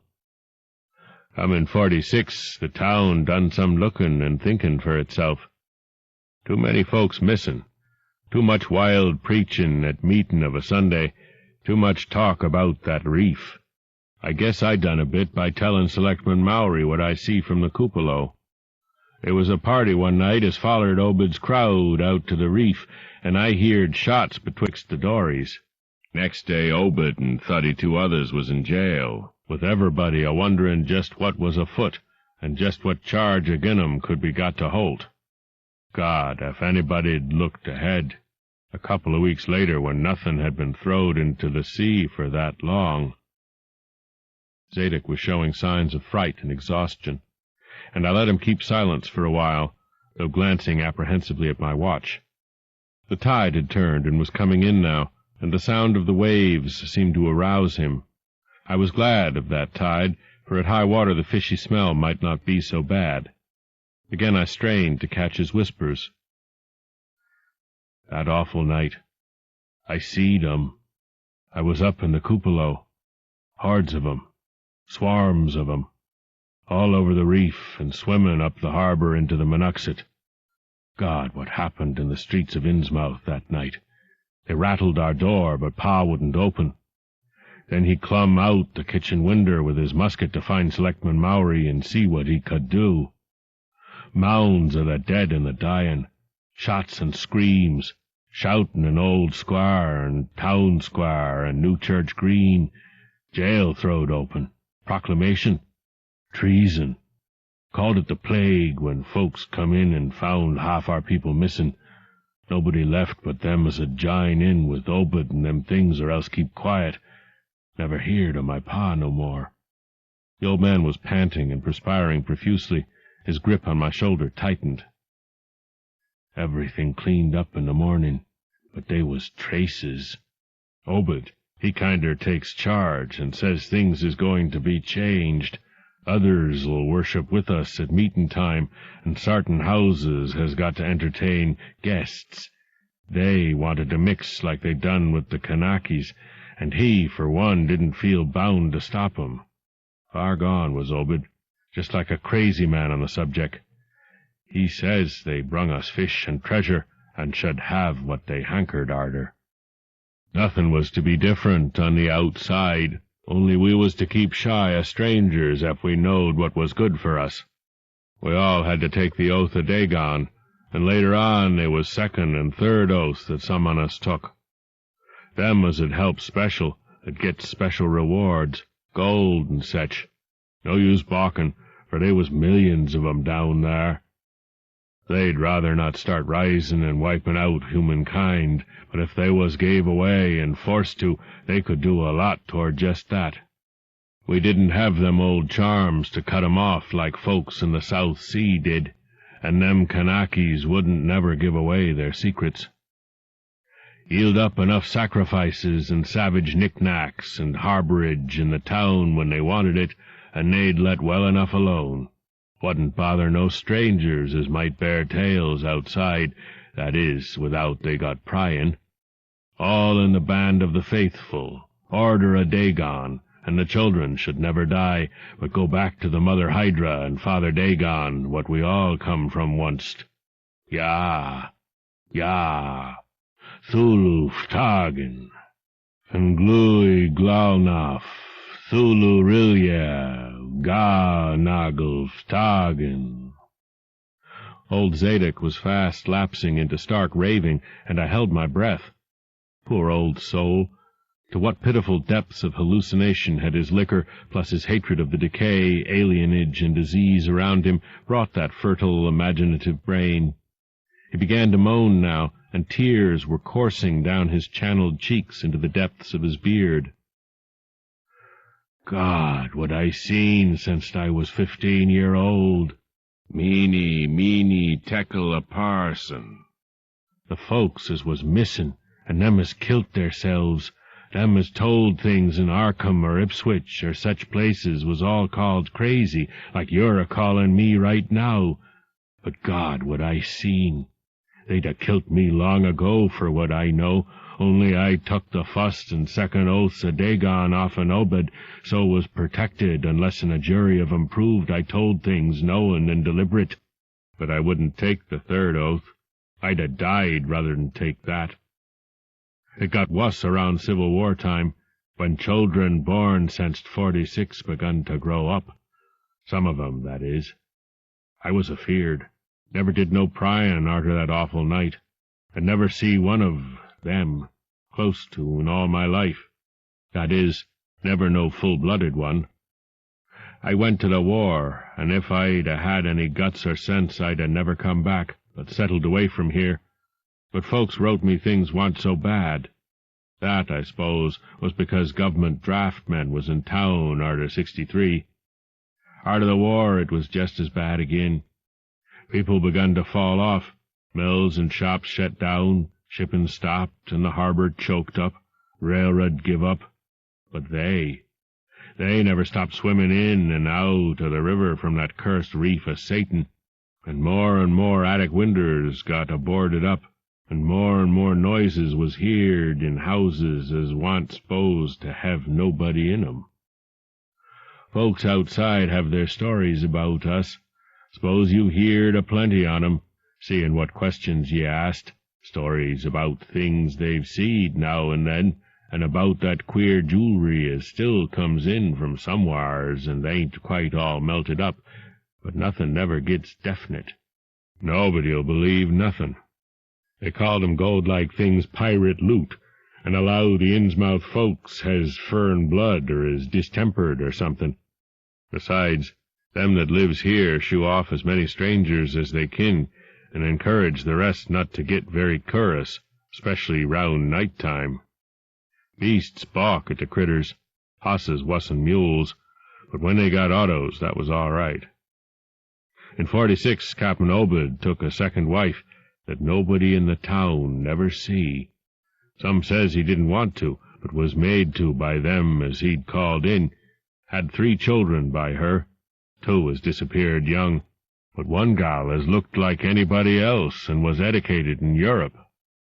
Obed finally got her married off by a trick to an Arkham feller as didn't suspect nothing. But nobody outside'll have nothing to do with Innsmouth folks now. Barnabas Marsh, that runs the refinery now, is Obed's grandson by his fust wife, son of Onesiphorus, his eldest son, but his mother was another o' them as wa'n't never seed outdoors. Right now Barnabas is about changed, can't shut his eyes no more, and is all out o' shape. They say he still wears clothes, but he'll take to the water soon. Mebbe he's tried it already. They do sometimes go down for little spells afore they go for good. Ain't been seed about in public for nigh on 10 year. Don't know how his poor wife can feel. She come from Ipswich, and they nigh lynched Barnabas when he courted her 50-odd year ago. Obed, he died in '78, and all the next generation is gone now. The fust wife's children dead, and the rest, God knows. The sound of the incoming tide was now very insistent, and little by little it seemed to change the old man's mood from maudlin tearfulness to watchful fear. He would pause now and then to renew those nervous glances over his shoulder or out toward the reef, and despite the wild absurdity of his tale, I could not help beginning to share his vague apprehensiveness. Zadok now grew shriller, and seemed to be trying to whip up his courage with louder speech. "Hey, you! Why don't you say something? How'd you like to be living in a town like this, with everything a-rotten and a-dyin', and boarded-up monsters crawlin' and bleatin' and barkin' and hoppin' around black cellars and attics every way you turn, hey? How'd you like to hear the howlin' night arter night from the churches and order a Dagon Hall, and know what's doin' part o' the howlin'? How'd you like to hear what comes from that awful reef every May Eve and Hollow Mass, hey? Think the old man's crazy, eh? Well, sir, let me tell you, that ain't the wust." Zadok was really screaming now, and the mad frenzy of his voice disturbed me more than I care to own. "Curse ye, don't set thar a-staring at me with them eyes. I tell Obed Marsh he's in hell, and has got to stay there. In hell, I says. Can't git me. I hain't done nothin', nor told nobody nothin'." "Oh, you, young feller? Well, even if I hain't told nobody nothin' yet, I'm a-goin' to now. You just set still and listen to me, boy. This is what I ain't never told nobody. I says I didn't do no pryin' arter that night, but I found things out just the same. You want to know what the real horror is, hey? Well, it's this. It ain't what them fish devils has done, but what they're a-goin' to do. They're a-bringin' things up out o' where they come from into the town, been doin' it for years, and slackening up lately. Them houses north of the river betwixt Water and Main Streets is full of 'em. Them devils and what they brung. And when they git ready, I say, when they git ready. Ever hear tell of a Shoggoth? Hey, d'ye hear me? I tell you, I know what them things be. I seen 'em one night when... Yeah! Yeah! The hideous suddenness and inhuman frightfulness of the old man's shriek almost made me faint. His eyes, looking past me toward the malodorous sea, were positively starting from his head, while his face was a mask of fear worthy of Greek tragedy. His bony claw dug monstrously into my shoulder, and he made no motion as I turned my head to look at whatever he had glimpsed. There was nothing that I could see, only the incoming tide, with perhaps one set of ripples more local than the long-flung line of breakers. But now Zadok was shaking me, and I turned back to watch the melting of that fear-frozen face into a chaos of twitching eyelids and mumbling gums. Presently his voice came back, albeit as a trembling whisper. "Get out o' here. Get out o' here. They seen us. Get out for your life. Don't wait for nothing. They know now. Run for it. Quick. Out o' this town." Another heavy wave dashed against the loosening masonry of the bygone wharf, and changed the mad ancient's whisper to another inhuman and blood-curdling scream. "Yah! Yah!" Before I could recover my scattered wits, he had relaxed his clutch on my shoulder and dashed wildly inland toward the street, reeling northward around the ruined warehouse wall. I glanced back at the sea, but there was nothing there. And when I reached Water Street and looked along it toward the north, there was no remaining trace of Zadok Allen. 4. I can hardly describe the mood in which I was left by this harrowing episode, an episode at once mad and pitiful, grotesque and terrifying. The grocery boy had prepared me for it, yet the reality left me none the less bewildered and disturbed. Puerile though the story was, old Zadok's insane earnestness and horror had communicated to me a mounting unrest, which joined with my earlier sense of loathing for the town and its blight of intangible shadow. Later I might sift the tale and extract some nucleus of historic allegory. Just now I wished to put it out of my head. The hour had grown perilously late. My watch said 7:15, and the Arkham bus left Town Square at 8, so I tried to give my thoughts as neutral and practical a cast as possible, meanwhile walking rapidly through the deserted streets of gaping roofs and leaning houses toward the hotel where I had checked my valise and would find my bus. Though the golden light of late afternoon gave the ancient roofs and decrepit chimneys an air of mystic loveliness and peace, I could not help glancing over my shoulder now and then. I would surely be very glad to get out of malodorous and fear-shadowed Innsmouth, and wished there were some other vehicle than the bus driven by that sinister-looking fellow sergeant.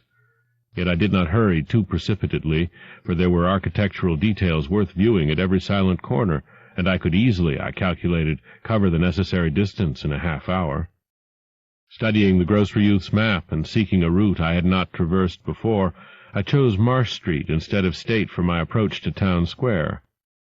Near the corner of Fall Street, I began to see scattered groups of furtive whisperers, and when I finally reached the square, I saw that almost all the loiterers were congregated around the door of the Gilman house. It seemed as if many bulging, watery, unwinking eyes looked oddly at me as I claimed my valise in the lobby, and I hoped that none of these unpleasant creatures would be my fellow passengers on the coach. The bus, rather early, rattled in with 3 passengers somewhat before 8, and an evil-looking fellow on the sidewalk muttered a few indistinguishable words to the driver. Sergeant threw out a mail-bag and a roll of newspapers and entered the hotel, while the passengers, the same men whom I had seen arriving in Newburyport that morning, shambled to the sidewalk and exchanged some faint guttural words with a loafer in a language I could have sworn was not English. I boarded the empty coach and took the same seat I had taken before, but was hardly settled before Sergeant reappeared and began mumbling in a throaty voice of peculiar repulsiveness. I was, it appeared, in very bad luck. There had been something wrong with the engine, despite the excellent time made from Newburyport, and the bus could not complete the journey to Arkham. No, it could not possibly be repaired that night, nor was there any other way of getting transportation out of Innsmouth, either to Arkham or elsewhere. Sergeant was sorry, but I would have to stop over at the Gilman.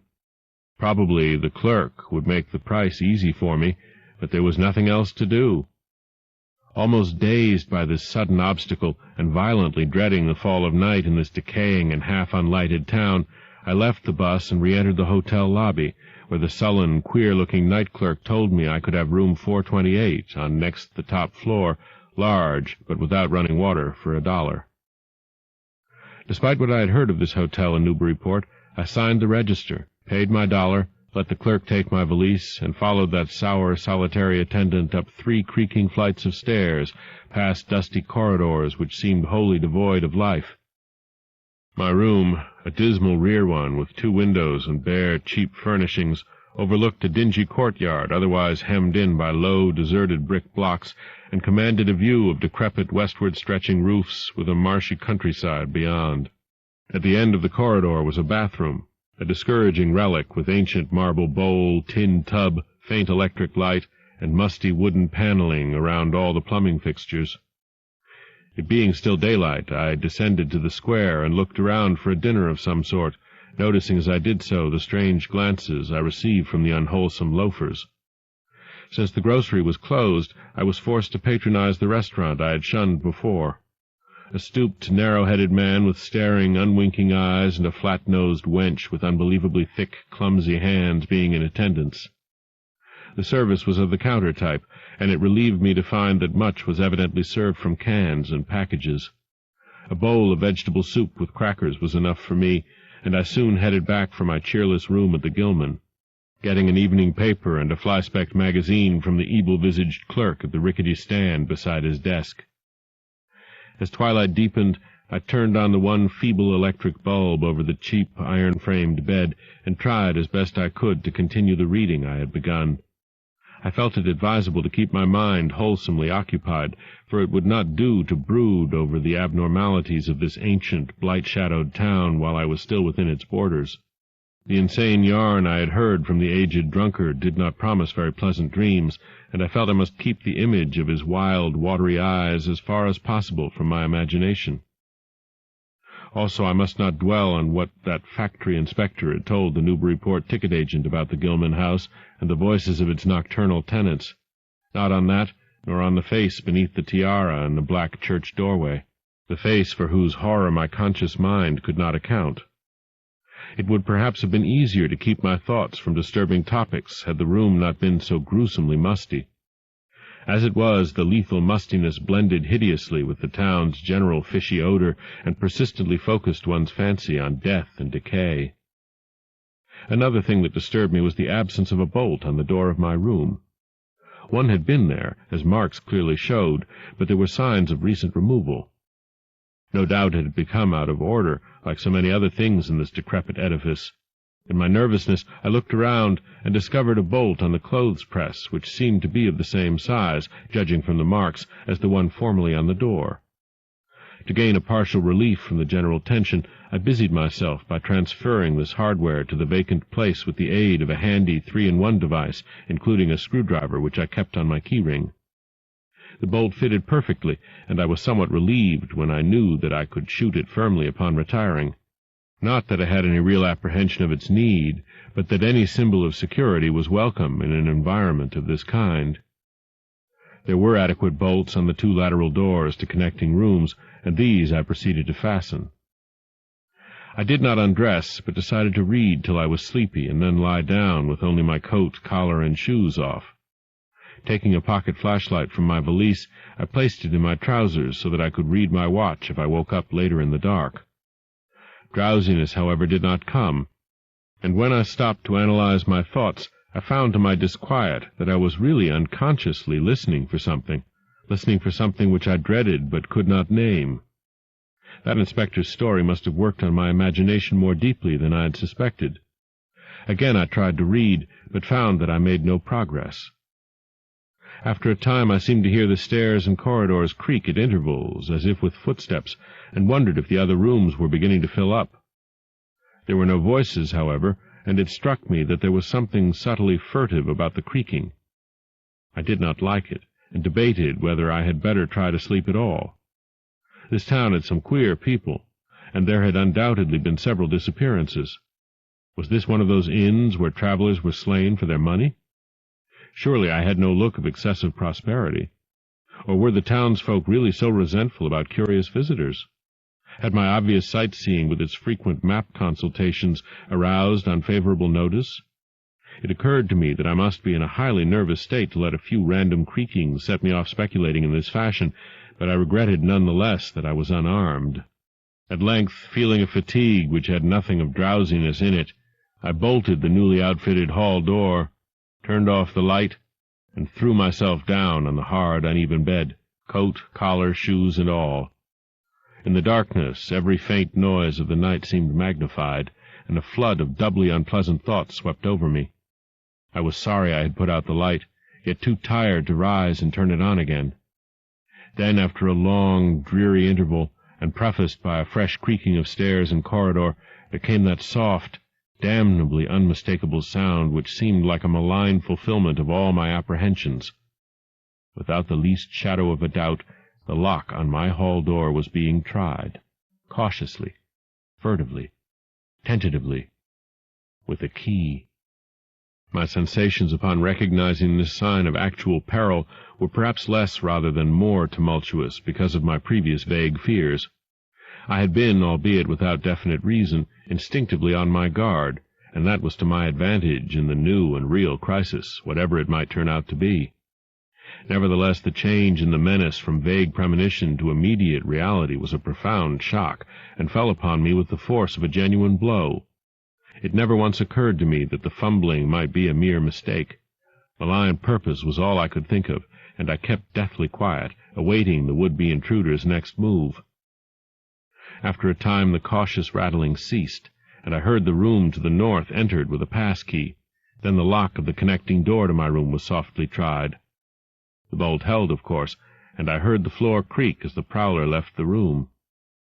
After a moment there came another soft rattling, and I knew that the room to the south of me was being entered. Again a furtive trying of a bolt-connecting door, and again a receding creaking.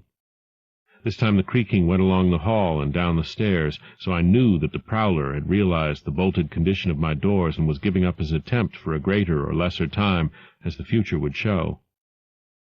The readiness with which I fell into a plan of action proves that I must have been subconsciously fearing some menace and considering possible avenues of escape for hours.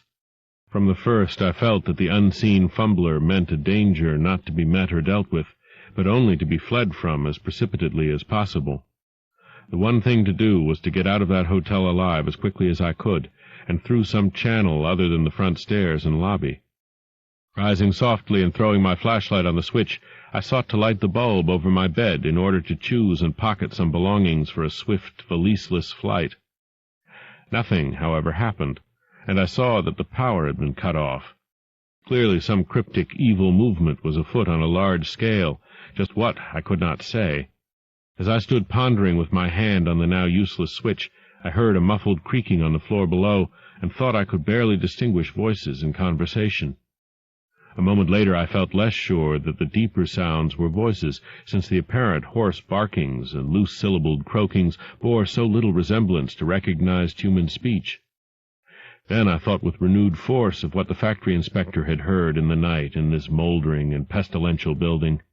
Having filled my pockets with the flashlight's aid, I put on my hat and tiptoed to the windows to consider chances of descent. Despite the state's safety regulations, there was no fire escape on this side of the hotel, and I saw that my windows commanded only a sheer 3-story drop to the cobbled courtyard. On the right and left, however, some ancient brick business blocks abutted on the hotel, their slant roofs coming up to a reasonable jumping distance from my 4th-story level. To reach either of these lines of buildings, I would have to be in a room 2 doors from my own, in one case on the north and in the other case on the south, and my mind instantly set to work calculating what chances I had of making the transfer. I could not, I decided, risk an emergence into the corridor, where my footsteps would surely be heard, and where the difficulties of entering the desired room would be insuperable. My progress, if it was to be made at all, would have to be through the less solidly built connecting doors of the rooms, the locks and bolts of which I would have to force violently, using my shoulder as a battering ram whenever they were set against me. This, I thought, would be possible owing to the rickety nature of the house and its fixtures, but I realized I could not do it noiselessly. I would have to count on sheer speed and the chance of getting to a window before any hostile forces became coordinated enough to open the right door toward me with a pass-key.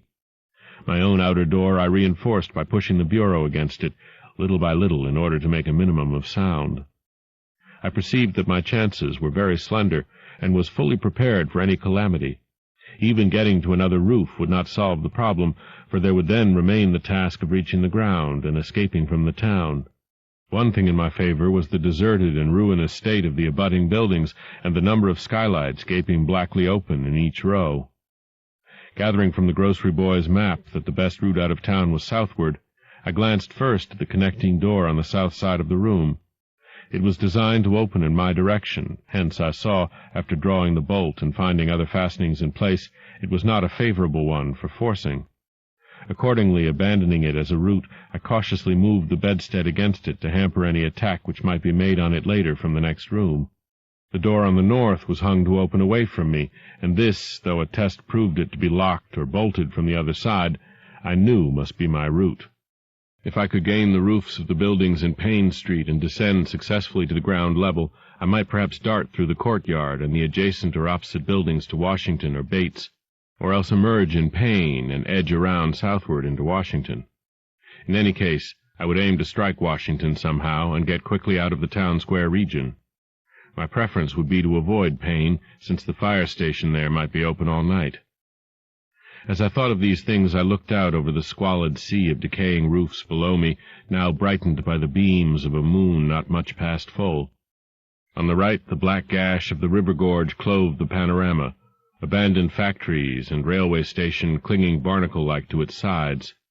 Beyond it, the rusted railway and the Rowley Road led off through a flat, marshy terrain dotted with islets of higher and drier scrub-grown land. On the left, the creek-threaded countryside was nearer, the narrow road to Ipswich gleaming white in the moonlight. I could not see from my side of the hotel the southward route toward Arkham which I had determined to take. I was irresolutely speculating on when I had better attack the northward door, and on how I could least audibly manage it, when I noticed that the vague noises underfoot had given place to a fresh and heavier creaking of the stairs. A wavering flicker of light showed through my transom, and the boards of the corridor began to groan with a ponderous load. Muffled sounds of possible vocal origin approached, and at length a firm knock came at my outer door. For a moment I simply held my breath and waited. Eternities seemed to elapse, and the nauseous, fishy odor of my environment seemed to mount suddenly and spectacularly. Then the knocking was repeated, continuously and with growing insistence. I knew that the time for action had come, and forthwith drew the bolt of the northward connecting door, bracing myself for the task of battering it open. The knocking waxed louder, and I hoped that its volume would cover the sound of my efforts. At last, beginning my attempt, I lunged again and again at the thin paneling with my left shoulder, heedless of shock or pain. The door resisted even more than I had expected, but I did not give in, and all the while the clamor at the door increased.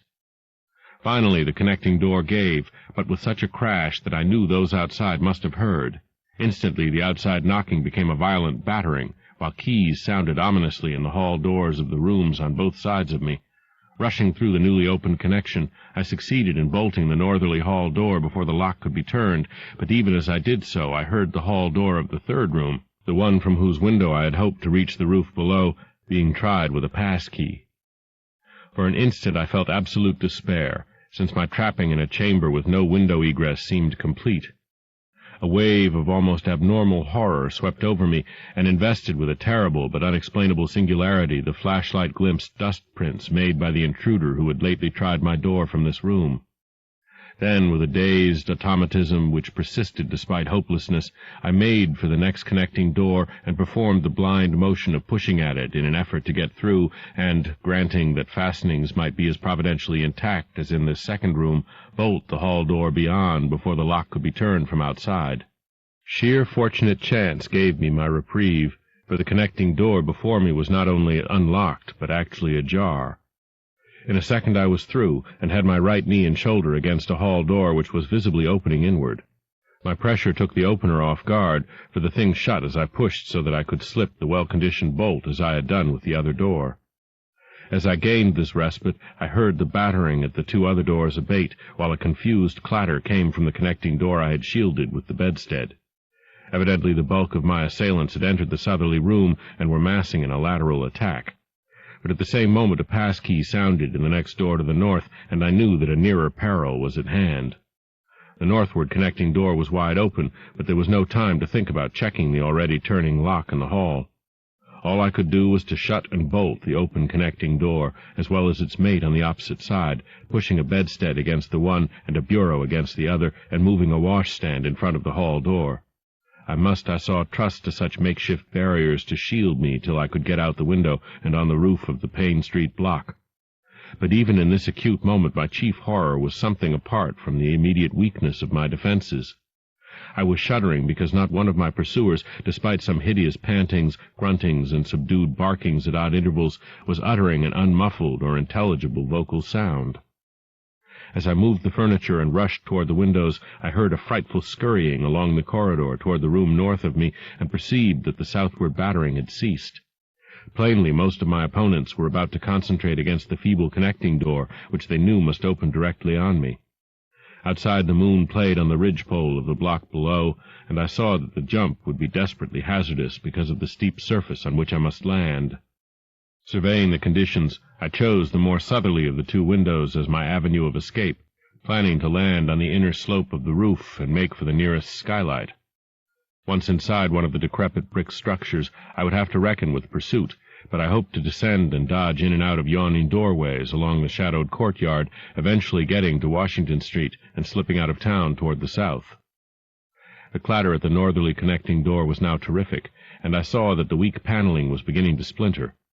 Obviously the besiegers had brought some ponderous object into play as a battering ram. The bedstead, however, still held firm, so that I had at least a faint chance of making good my escape. As I opened the window, I noticed that it was flanked by heavy velour draperies suspended from a pole by brass rings, and also that there was a large projecting catch for the shutters on the exterior. Seeing a possible means of avoiding the dangerous jump, I yanked at the hangings and brought them down, pole and all, then quickly hooking two of the rings in the shutter catch and flinging the drapery outside. The heavy folds reached fully to the abutting roof, and I saw that the rings and catch would be likely to bear my weight. So climbing out of the window and down the improvised rope ladder, I left behind me forever the morbid and horror-infested fabric of the Gilman house.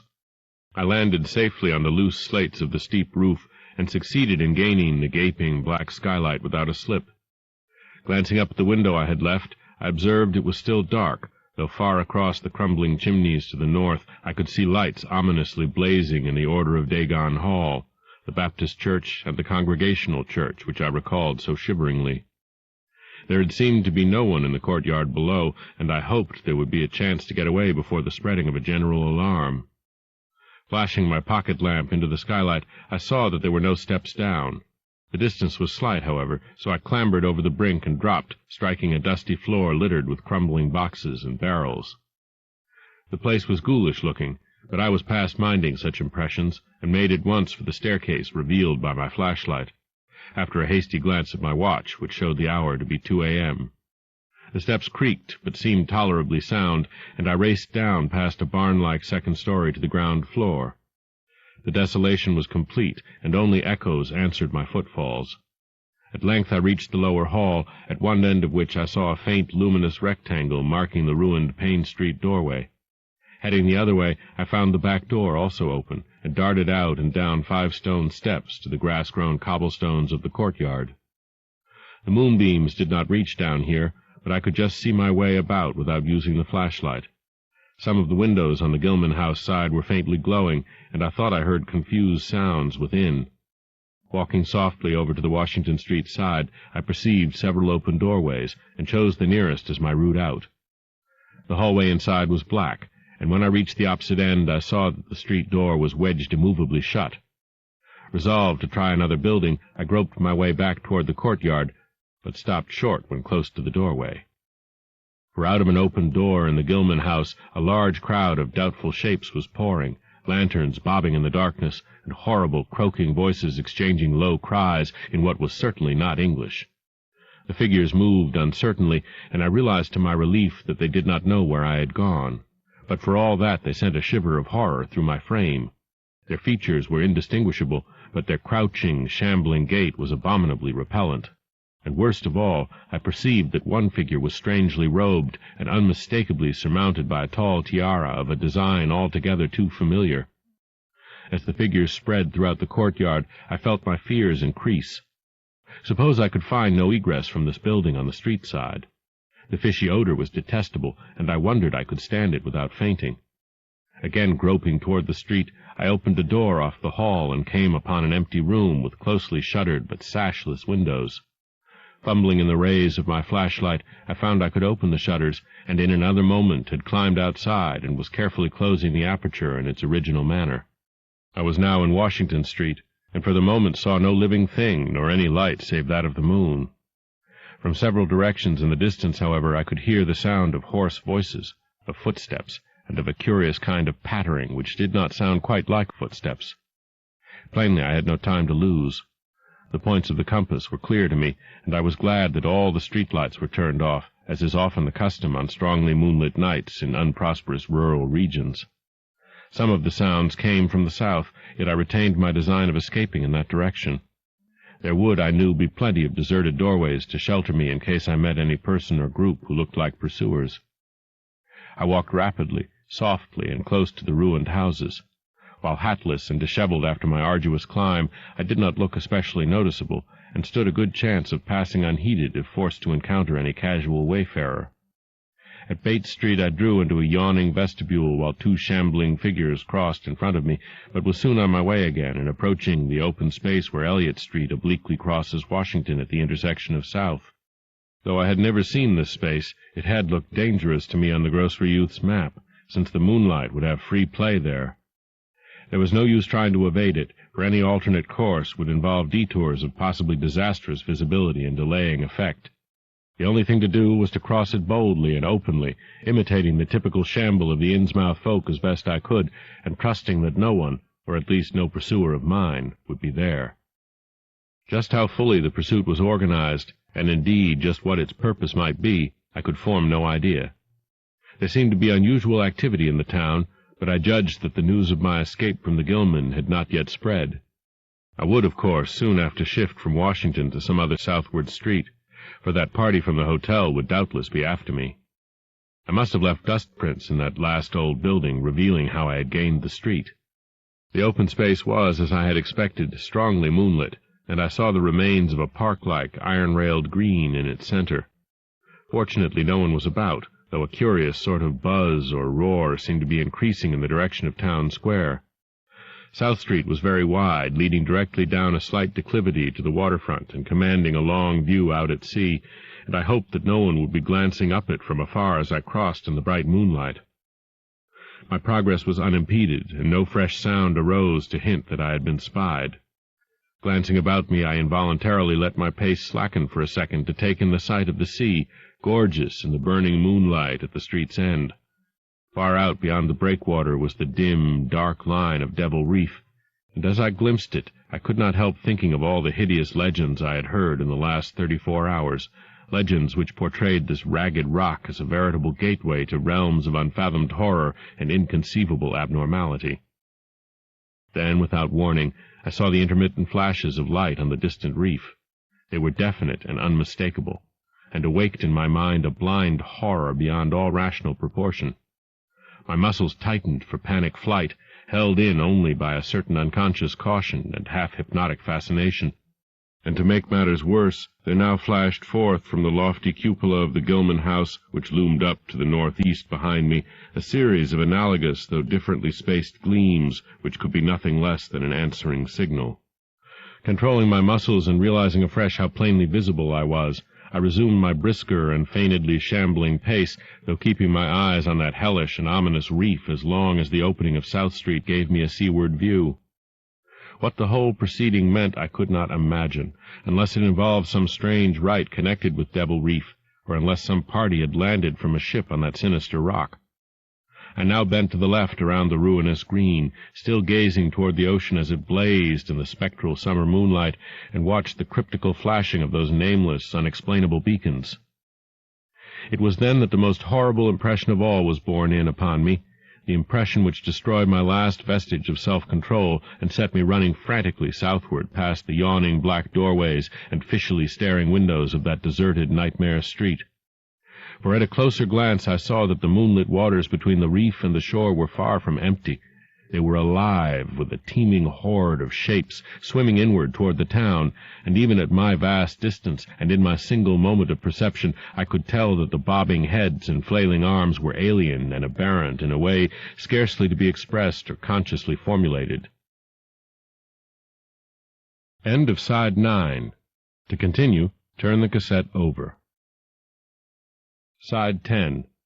Tales of H.P. Lovecraft by H.P. Lovecraft. Continuing with The Shadow over Innsmouth on page 263. My frantic running ceased before I had covered a block, for at my left I began to hear something like the hue and cry of organized pursuit. There were footsteps and guttural sounds, and a rattling motor wheezed south along Federal Street. In a second all my plans were utterly changed, for if the southward highway were blocked ahead of me, I must clearly find another egress from Innsmouth. I paused and drew into a gaping doorway, reflecting how lucky I was to have left the moonlit open space before these pursuers came down the parallel street. A second reflection was less comforting. Since the pursuit was down another street, it was plain that the party was not following me directly. It had not seen me, but was simply obeying a general plan of cutting off my escape. This, however, implied that all roads leading out of Innsmouth were similarly patrolled, for the denizens could not have known what route I intended to take. If this were so, I would have to make my retreat across country away from any road. But how could I do that in view of the marshy and creek-riddled nature of all the surrounding region? For a moment my brain reeled, both from sheer hopelessness and from a rapid increase in the omnipresent fishy odor. Then I thought of the abandoned railway to Rowley, whose solid line of ballasted, weed-grown earth still stretched off to the northwest from the crumbling station on the edge of the river gorge. There was just a chance that the townsfolk would not think of that, since its briar-choked desertion made it half impassable, and the unlikeliest of all avenues for a fugitive to choose. I'd seen it clearly from my hotel window, and knew about how it lay. Most of its earlier length was uncomfortably visible from the Rowley Road and from high places in the town itself, but one could perhaps crawl inconspicuously through the undergrowth. At any rate, it would form my only chance of deliverance, and there was nothing to do but try it. Drawing inside the hall of my deserted shelter, I once more consulted the grocery boy's map with the aid of the flashlight. The immediate problem was how to reach the ancient railway, and I now saw that the safest course was ahead to Babson Street, then west to Lafayette, there edging around but not crossing an open space homologous to the one I had traversed, and subsequently back northward and westward in a zigzagging line through Lafayette, Bates, Adams, and Banks Streets, the latter skirting the river gorge to the abandoned and dilapidated station I had seen from my window. My reason for going ahead to Babson was that I wished neither to recross the earlier open space nor to begin my westward course along a cross-street as broad as south. Starting once more, I crossed the street to the right-hand side in order to edge around into Babson as inconspicuously as possible. Noises still continued in Federal Street, and as I glanced behind me I thought I saw a gleam of light near the building through which I had escaped. Anxious to leave Washington Street, I broke into a quiet dog-trot, trusting to luck not to encounter any observing eye. Next the corner of Babson Street, I saw to my alarm that one of the houses was still inhabited, as attested by curtains at the window, but there were no lights within, and I passed it without disaster. In Babson Street, which crossed Federal and might thus reveal me to the searchers, I clung as closely as possible to the sagging, uneven buildings, twice pausing in a doorway as the noises behind me momentarily increased.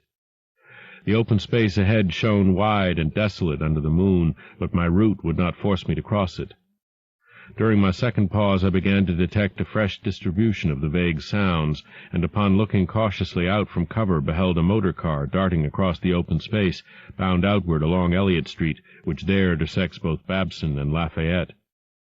As I watched, choked by a sudden rise in the fishy odor after a short abatement, I saw a band of uncouth, crouching shapes loping and shambling in the same direction, and knew that this must be the party guarding the Ipswich Road, since that highway forms an extension of Elliott Street.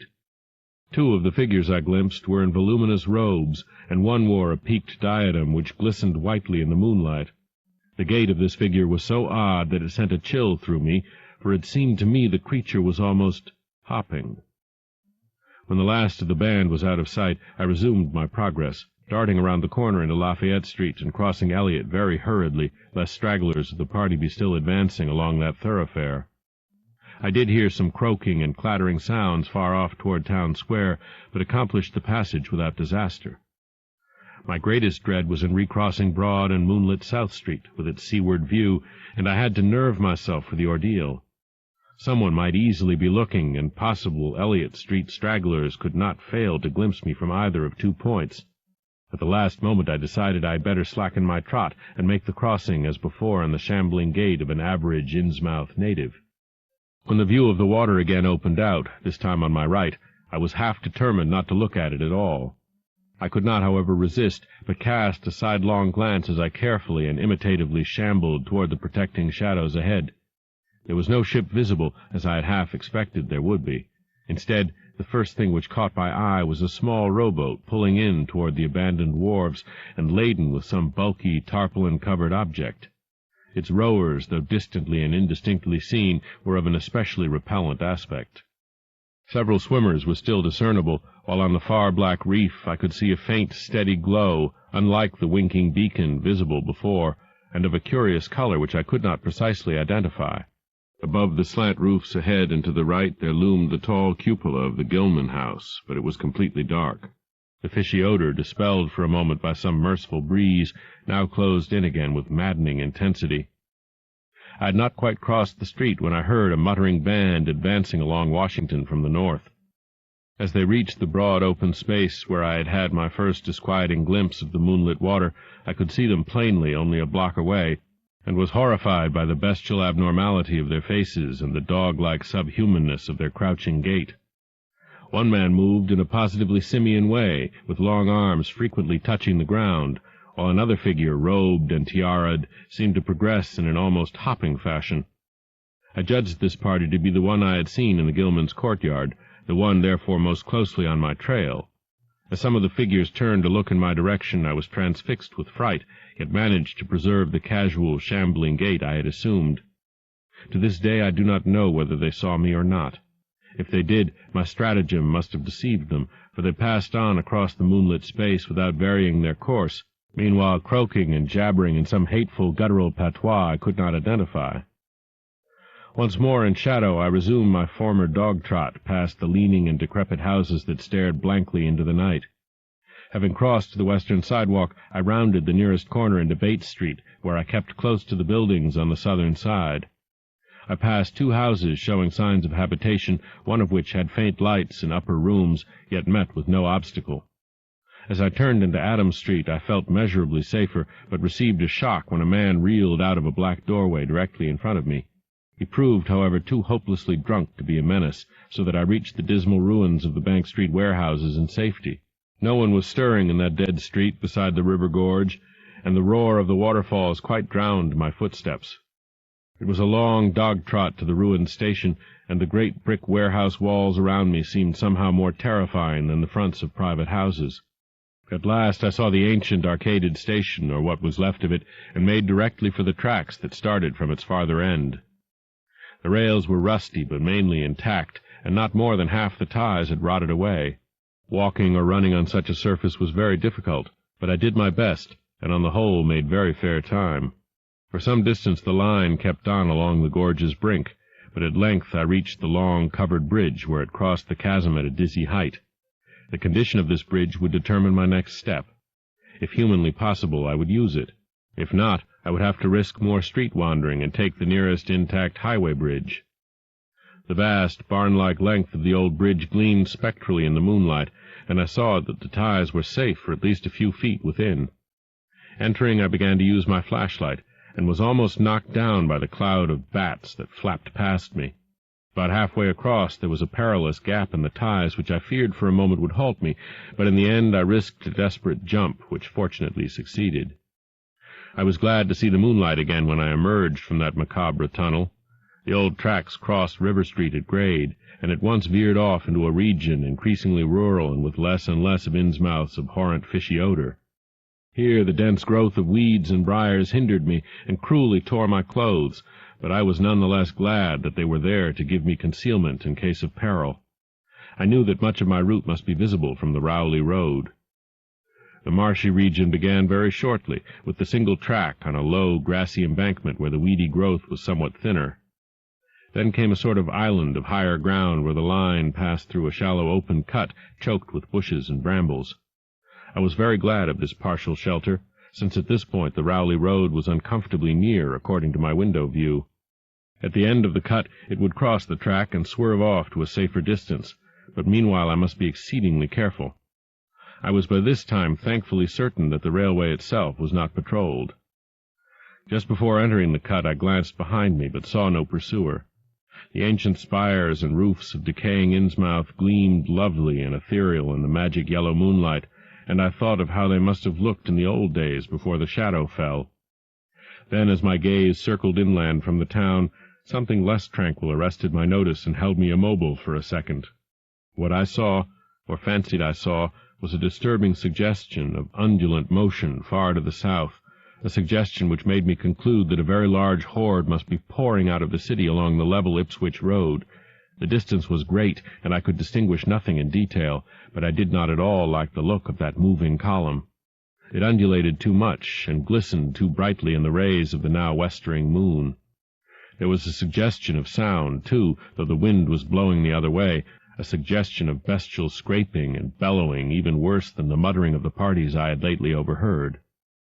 All sorts of unpleasant conjectures crossed my mind. I thought of those very extreme Innsmouth types said to be hidden in crumbling, centuried warrens near the waterfront. I thought, too, of those nameless swimmers I had seen. Counting the parties so far glimpsed, as well as those presumably covering other roads, the number of my pursuers must be strangely large for a town as depopulated as Innsmouth. Whence could come the dense personnel of such a column as I now beheld? Did those ancient, unplumbed warrens teem with a twisted, uncatalogued, and unsuspected life? Or had some unseen ship indeed landed a legion of unknown outsiders on that hellish reef? Who were they? Why were they there? And if such a column of them was scouring the Ipswich Road, would the patrols on the other roads be likewise augmented? I had entered the brush-grown cut, and was struggling along at a very slow pace when that damnable fishy odor again waxed dominant. Had the wind suddenly changed eastward so that it blew in from the sea and over the town? It must have, I concluded, since I now began to hear shocking guttural murmurs from that hitherto silent direction. There was another sound, too, a kind of wholesale colossal flopping or pattering which somehow called up images of the most detestable sort. It made me think illogically of that unpleasantly undulating column on the far-off Ipswich Road. And then both stench and sounds grew stronger, so that I paused, shivering and grateful for the cut's protection. It was here, I recalled, that the Rowley Road drew so close to the old railway before crossing westward and diverging. Something was coming along that road, and I must lie low till its passage and vanishment in the distance. Thank heaven these creatures employed no dogs for tracking, though perhaps that would have been impossible amidst the omnipresent regional odor. Crouched in the bushes of that sandy cleft, I felt reasonably safe, even though I knew the searchers would have to cross the track in front of me not much more than 100 yards away. I would be able to see them, but they could not, except by a malign miracle, see me. All at once I began dreading to look at them as they passed. I saw the close, moonlit space where they would surge by, and had curious thoughts about the irredeemable pollution of that space. They would perhaps be the worst of all Innsmouth types, something one would not care to remember. The stench waxed overpowering, and the noises swelled to a bestial babble of croaking, baying, and barking without the least suggestion of human speech. Were these indeed the voices of my pursuers? Did they have dogs after all? So far I had seen none of the lower animals in Innsmouth. That flopping or pattering was monstrous. I could not look upon the degenerate creatures responsible for it. I would keep my eyes shut till the sounds receded toward the west. The horde was very close now, the air foul with their hoarse snarlings, and the ground almost shaking with their alien-rhythmed footfalls.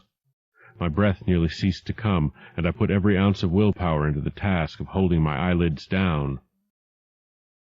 I am not even yet willing to say whether what followed was a hideous actuality or only a nightmare hallucination. The later action of the government after my frantic appeals would tend to confirm it as a monstrous truth. But could not an hallucination have been repeated under the quasi-hypnotic spell of that ancient, haunted, and shadowed town? Such places have strange properties, and the legacy of insane legend might well have acted on more than one human imagination amidst those dead, stench-cursed streets and huddles of rotting roofs and crumbling steeples. Is it not possible that the germ of an actual contagious madness lurks in the depths of that shadow over Innsmouth? Who can be sure of reality after hearing things like the tale of old Zadok Allen? The government men never found poor Zadok, and have no conjectures to make as to what became of him. Where does madness leave off and reality begin? Is it possible that even my latest fear is sheer delusion? But I must try to tell what I thought I saw that night under the mocking yellow moon, saw surging and hopping down the Rowley Road in plain sight in front of me as I crouched among the wild brambles of that desolate railway cut. Of course my resolution to keep my eyes shut had failed. It was foredoomed to failure, for who could crouch blindly while a legion of croaking, baying entities of unknown source flopped noisomely past, scarcely more than 100 yards away? I thought I was prepared for the worst, and I really ought to have been prepared considering what I had seen before. My other pursuers had been accursedly abnormal, so should I not have been ready to face a strengthening of that abnormal element, to look upon forms in which there was no mixture of the normal at all? I did not open my eyes until the raucous clamor came loudly from a point obviously straight ahead. Then I knew that a long section of them must be plainly in sight where the sides of the cut flattened out and the road crossed the track, and I could no longer keep myself from sampling whatever horror that leering yellow moon might have to show. It was the end, for whatever remains to me of life on the surface of this earth, of every vestige of mental peace and confidence in the integrity of nature and of the human mind.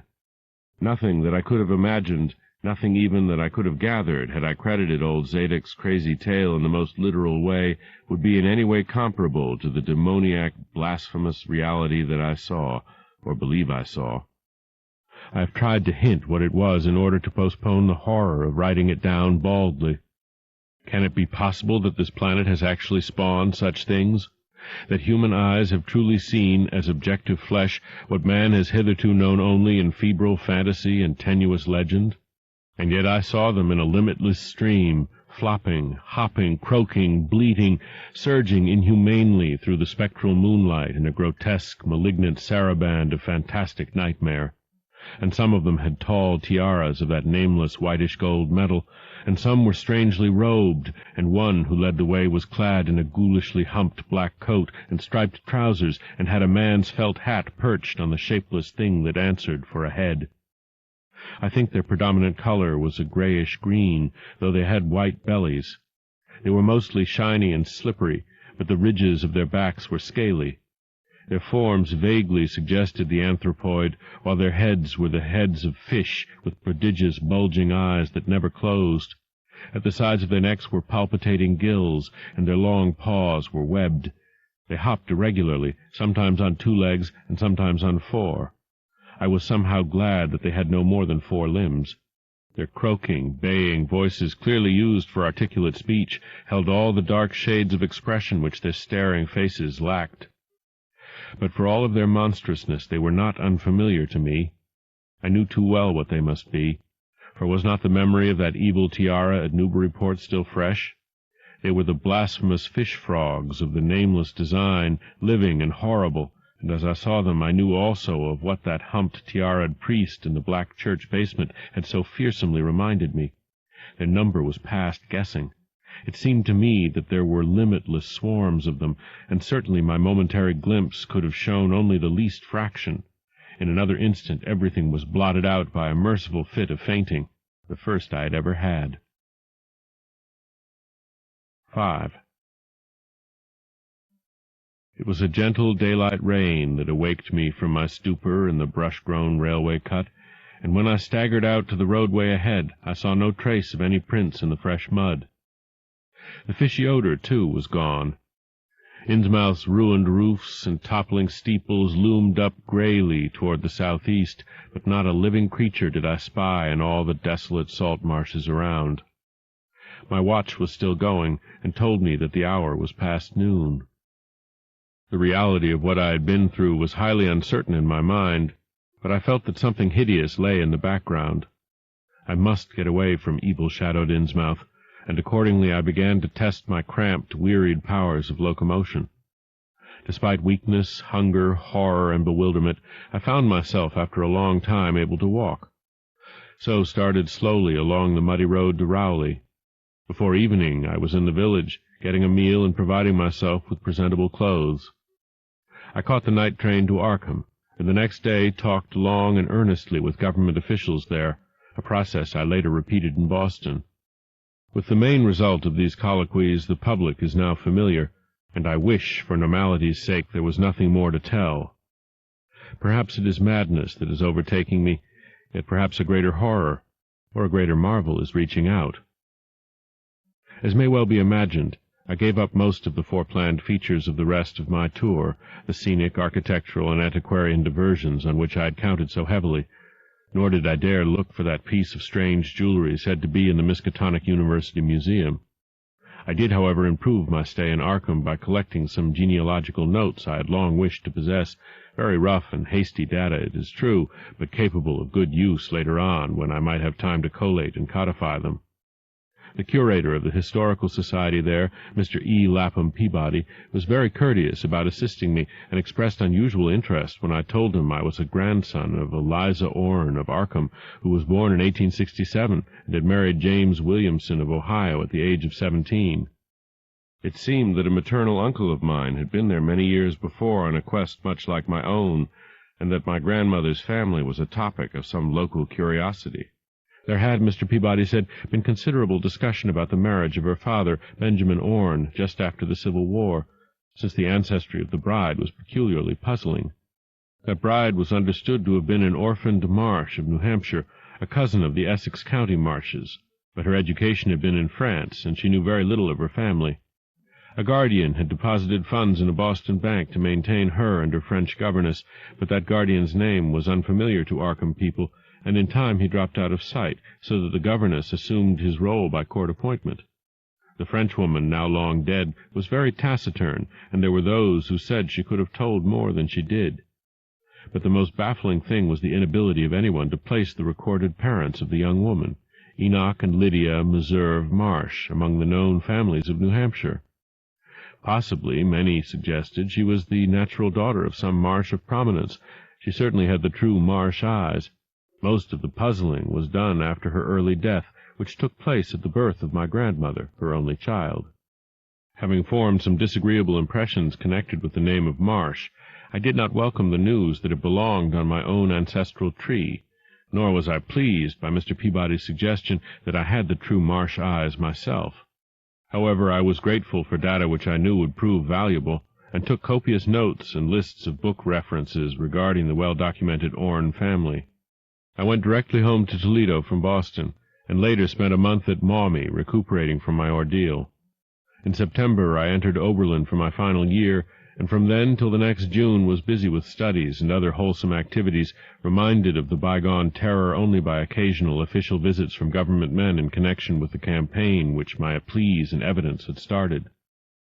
Around the middle of July, just a year after the Innsmouth experience, I spent a week with my late mother's family in Cleveland, checking some of my new genealogical data with the various notes, traditions, and bits of heirloom material in existence there, and seeing what kind of connected chart I could construct. I did not exactly relish the task, for the atmosphere of the late Williamson home had always depressed me. There was a strain of morbidity there, and my mother had never encouraged my visiting her parents as a child, although she always welcomed her father when he came to Toledo. My Arkham-born grandmother had seemed strange and terrifying to me, and I do not think I grieved when she disappeared. I was 8 years old then, and it was said that she had wandered off in grief after the suicide of my Uncle Douglas, her eldest son. He had shot himself after a trip to New England, the same trip, no doubt, which had caused him to be recalled at the Arkham Historical Society. This uncle had resembled her, and I had never liked him either. Something about the staring, unwinking expression of both of them had given me a vague, unaccountable uneasiness. My mother and Uncle Walter had not looked like that. They were like their father, though poor little cousin Lawrence, Walter's son, had been an almost perfect duplicate of his grandmother before his condition took him to the permanent seclusion of a sanitarium at Canton. I had not seen him in 4 years, but my uncle once implied that his state, both mental and physical, was very bad. This worry had probably been a major cause of his mother's death 2 years before. My grandfather and his widowed son Walter now comprised the Cleveland household, but the memory of older times hung thickly over it. I still disliked the place, and tried to get my researches done as quickly as possible. Williamson records and traditions were supplied in abundance by my grandfather, though for Orne material I had to depend on my Uncle Walter, who put at my disposal the contents of all his files, including notes, letters, cuttings, heirlooms, photographs, and miniatures. It was in going over the letters and pictures on the Orne side that I began to acquire a sort of terror of my own ancestry. As I have said, my grandmother and Uncle Douglas had always disturbed me. Now, years after their passing, I gazed at their pictured faces with a measurably heightened feeling of repulsion and alienation. I could not at first understand the change, but gradually a horrible sort of comparison began to obtrude itself on my unconscious mind, despite the steady refusal of my consciousness to admit even the least suspicion of it. It was clear that the typical expression of these faces now suggested something it had not suggested before, something which would bring stark panic if too openly thought of. But the worst shock came when my uncle showed me the Orne jewelry in a downtown safe-deposit vault.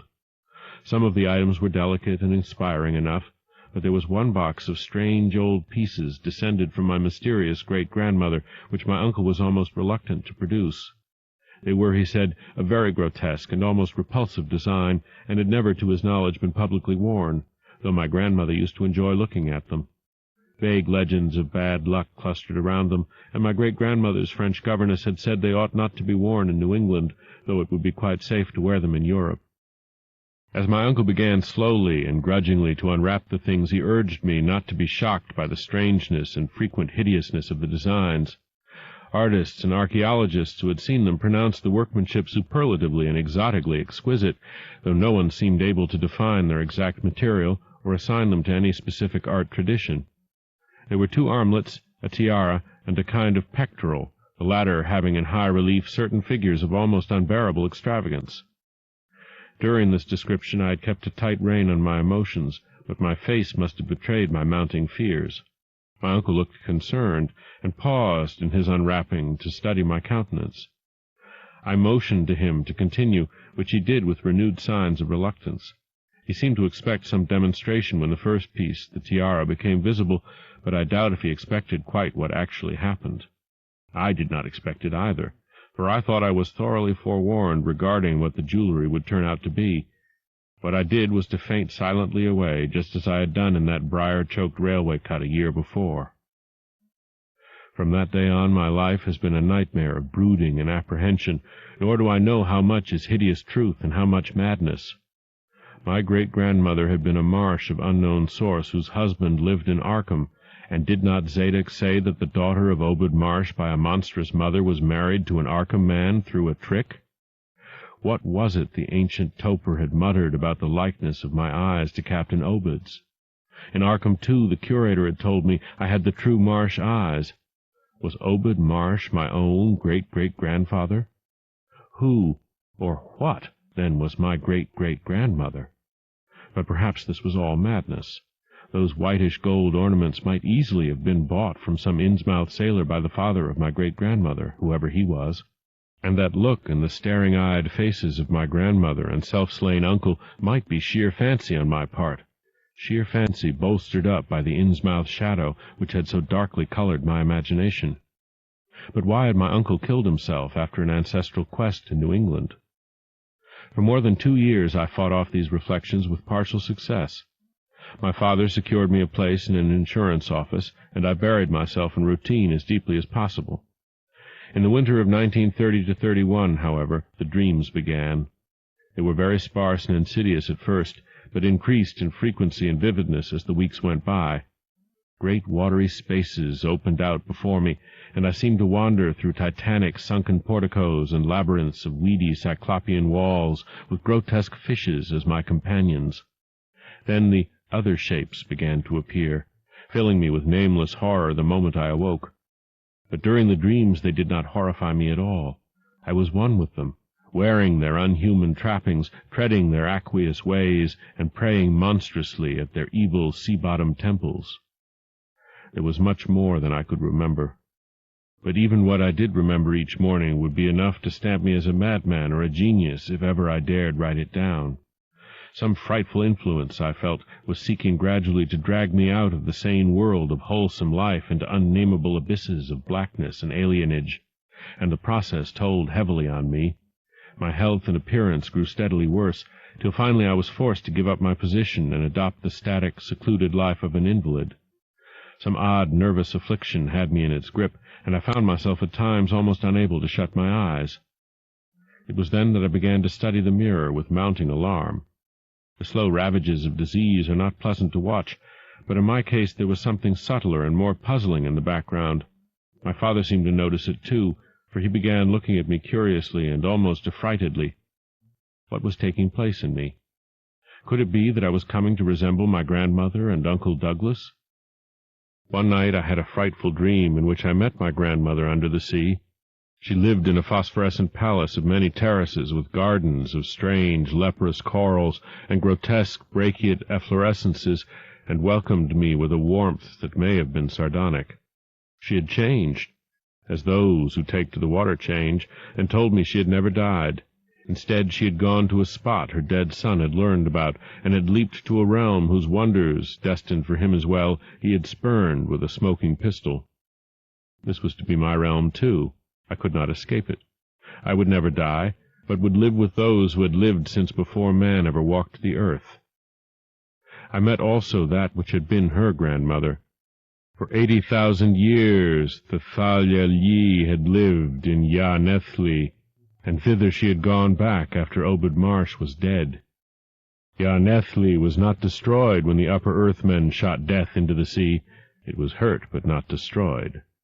The deep ones could never be destroyed, even though the Paleogean magic of the forgotten old ones might sometimes check them.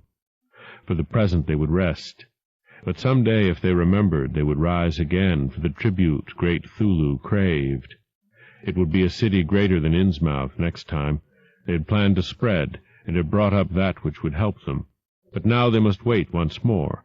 For bringing the upper earthmen's death, I must do a penance, but that would not be heavy.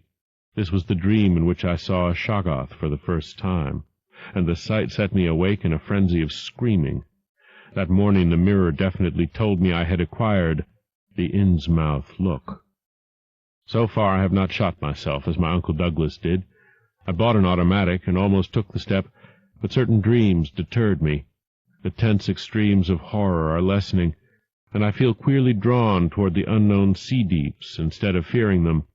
I hear and do strange things in sleep, and awake with a kind of exaltation instead of terror. I do not believe I need to wait for the full change, as most have waited. If I did, my father would probably shut me up in a sanitarium, as my poor little cousin is shut up. Stupendous and unheard-of splendors await me below, and I shall seek them soon. Ya Rilye, Thuluftagen, Ya, Ya. No, I shall not shoot myself. I cannot be made to shoot myself. I shall plan my cousin's escape from that Canton madhouse, and together we shall go to marble-shadowed Innsmouth. We shall swim out to that brooding reef in the sea, and dive down through black abysses to Cyclopean and many-columned Ya-Nethli, and in that lair of the deep ones we shall dwell amidst wonder and glory forever.